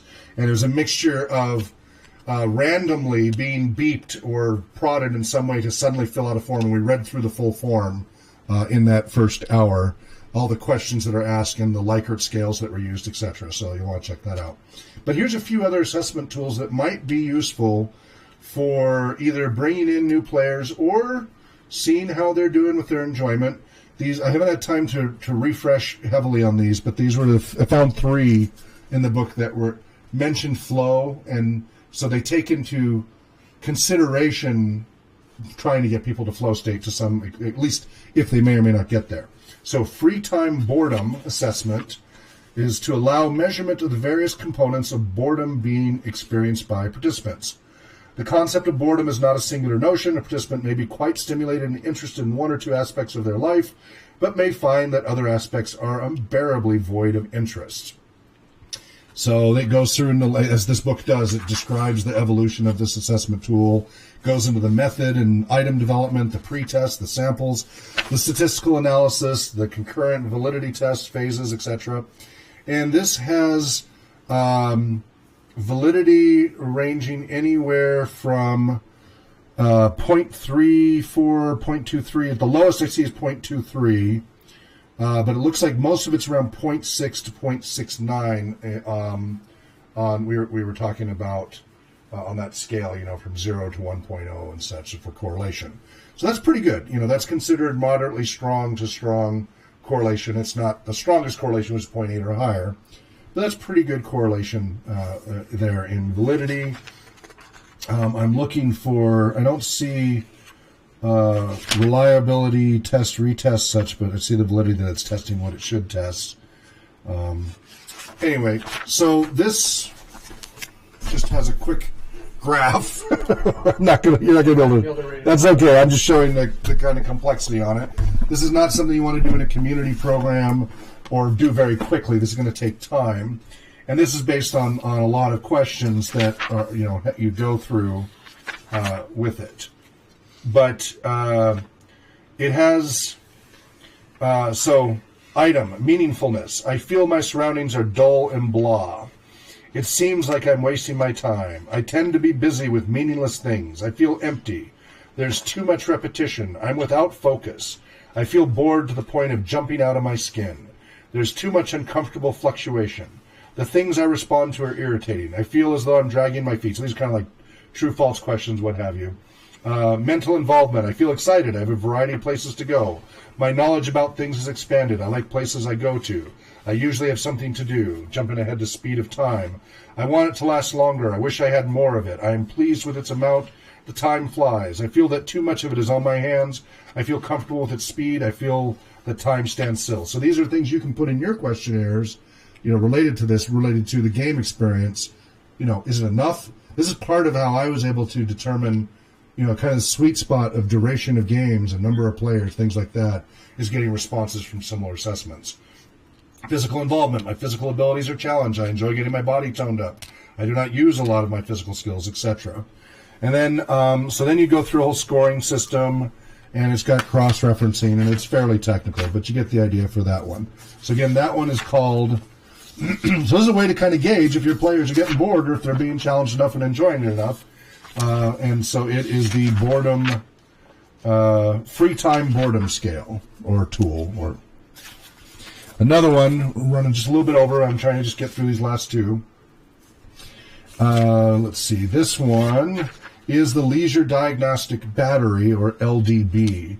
Now, I don't remember this one scoring high on... Let's see. I've got a lot of highlights. Okay, that's Leisure Scope Plus. That's the next one.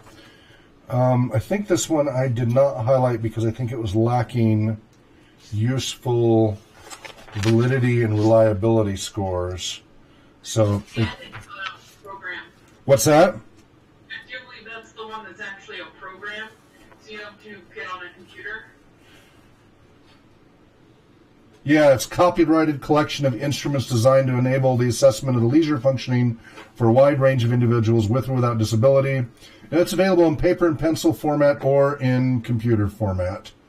There's a long and short form. What's that? The only one I could find access to is the computer through Emily. Okay. Kind of strange.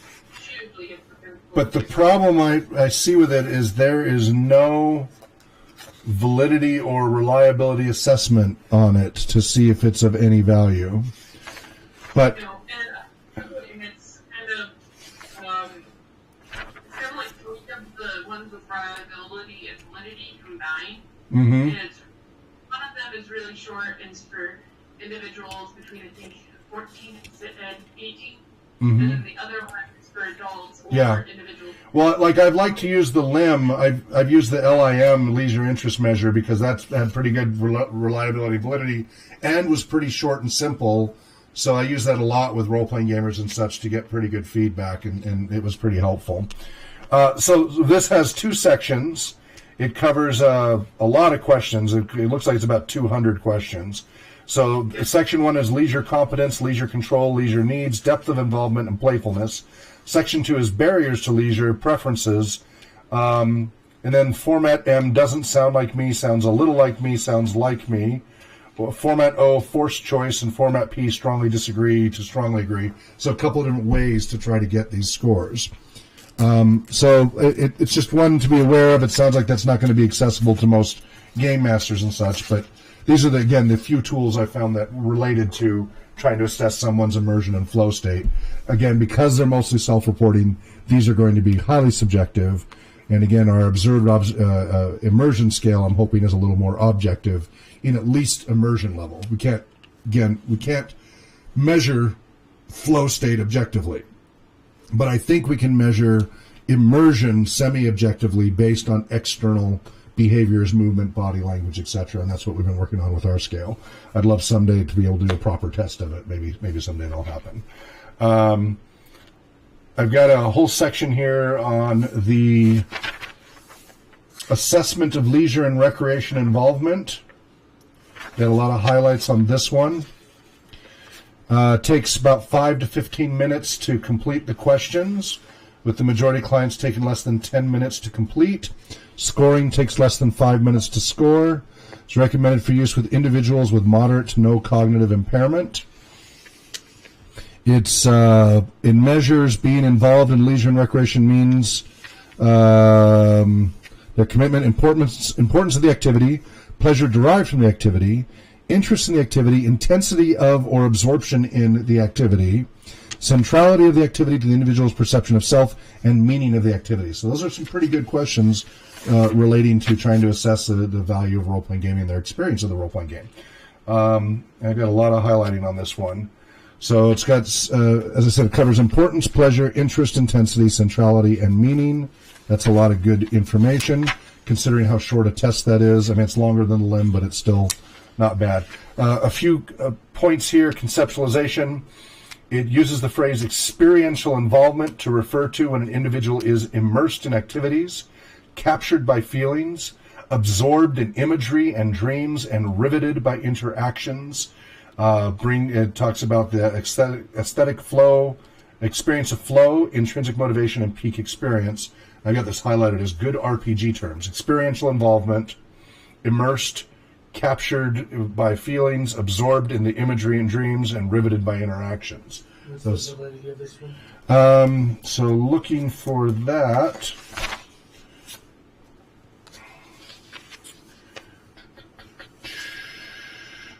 Factor structure and analysis, variance 69.3%. Looks like it's around, ranging between 0.4, well, no, whoa.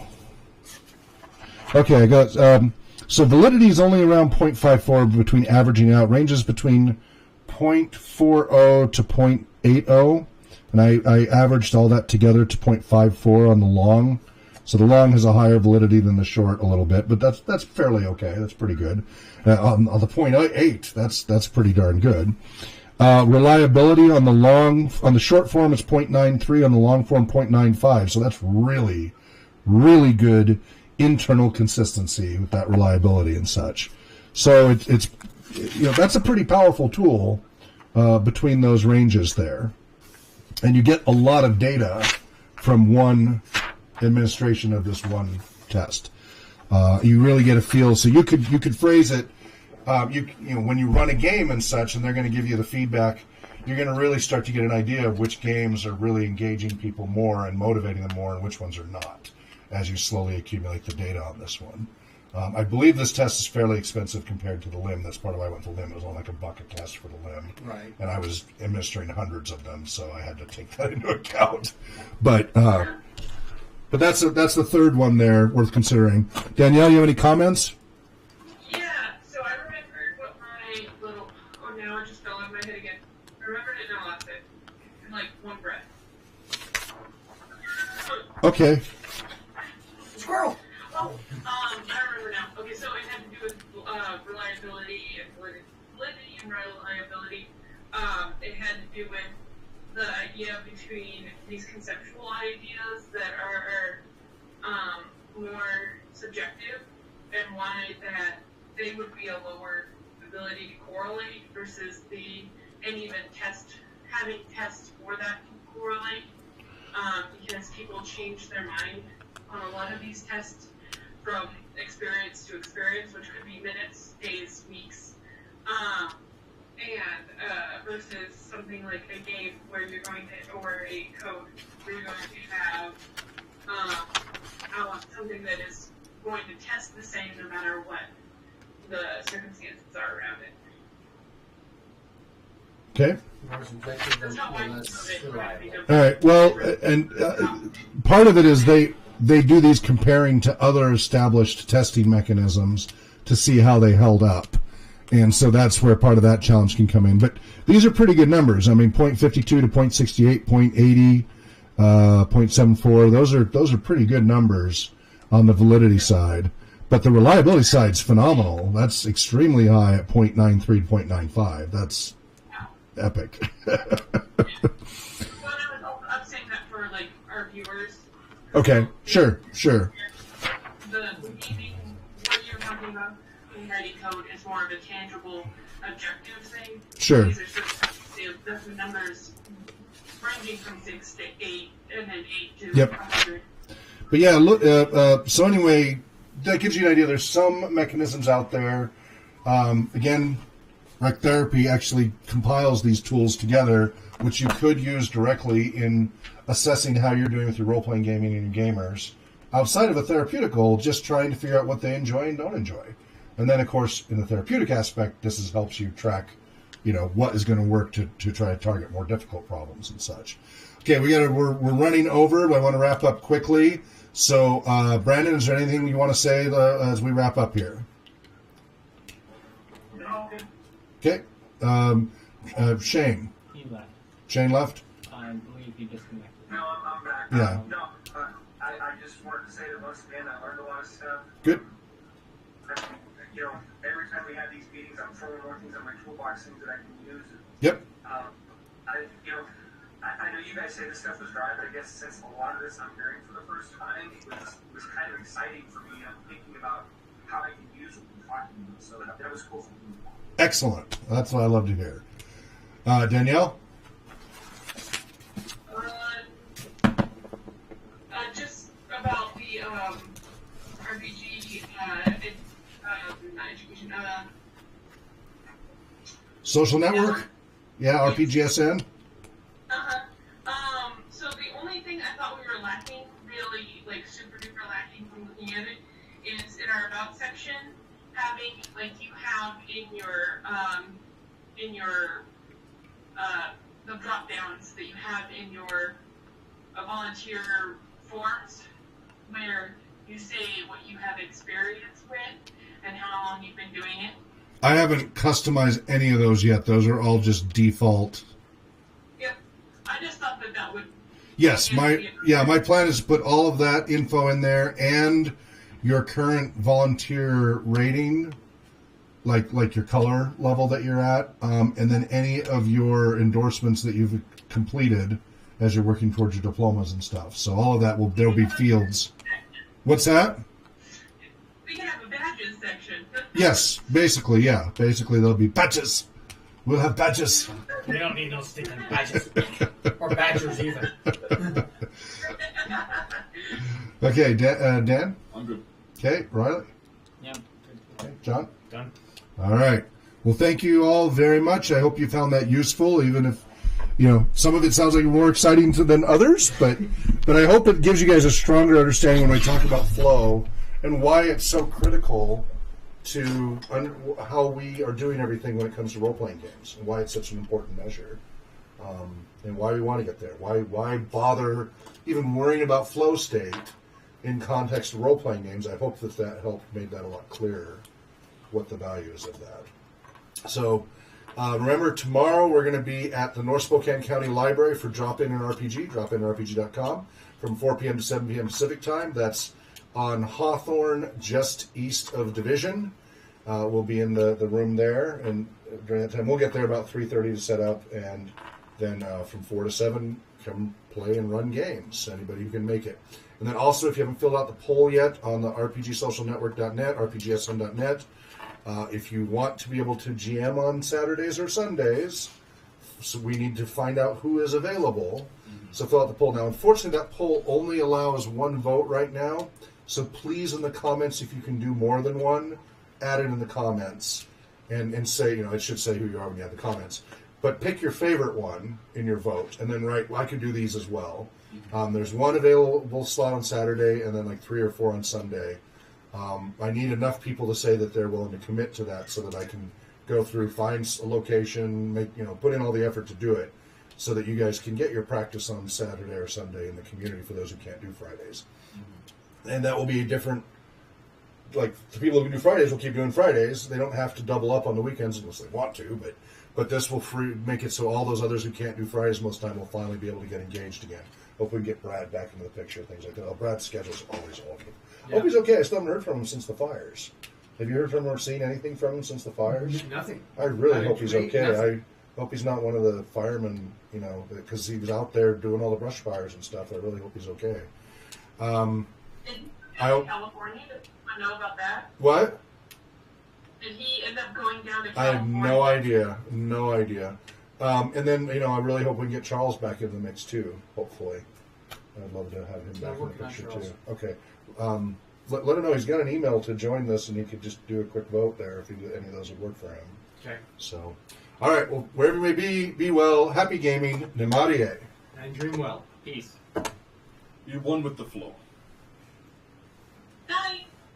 Good night.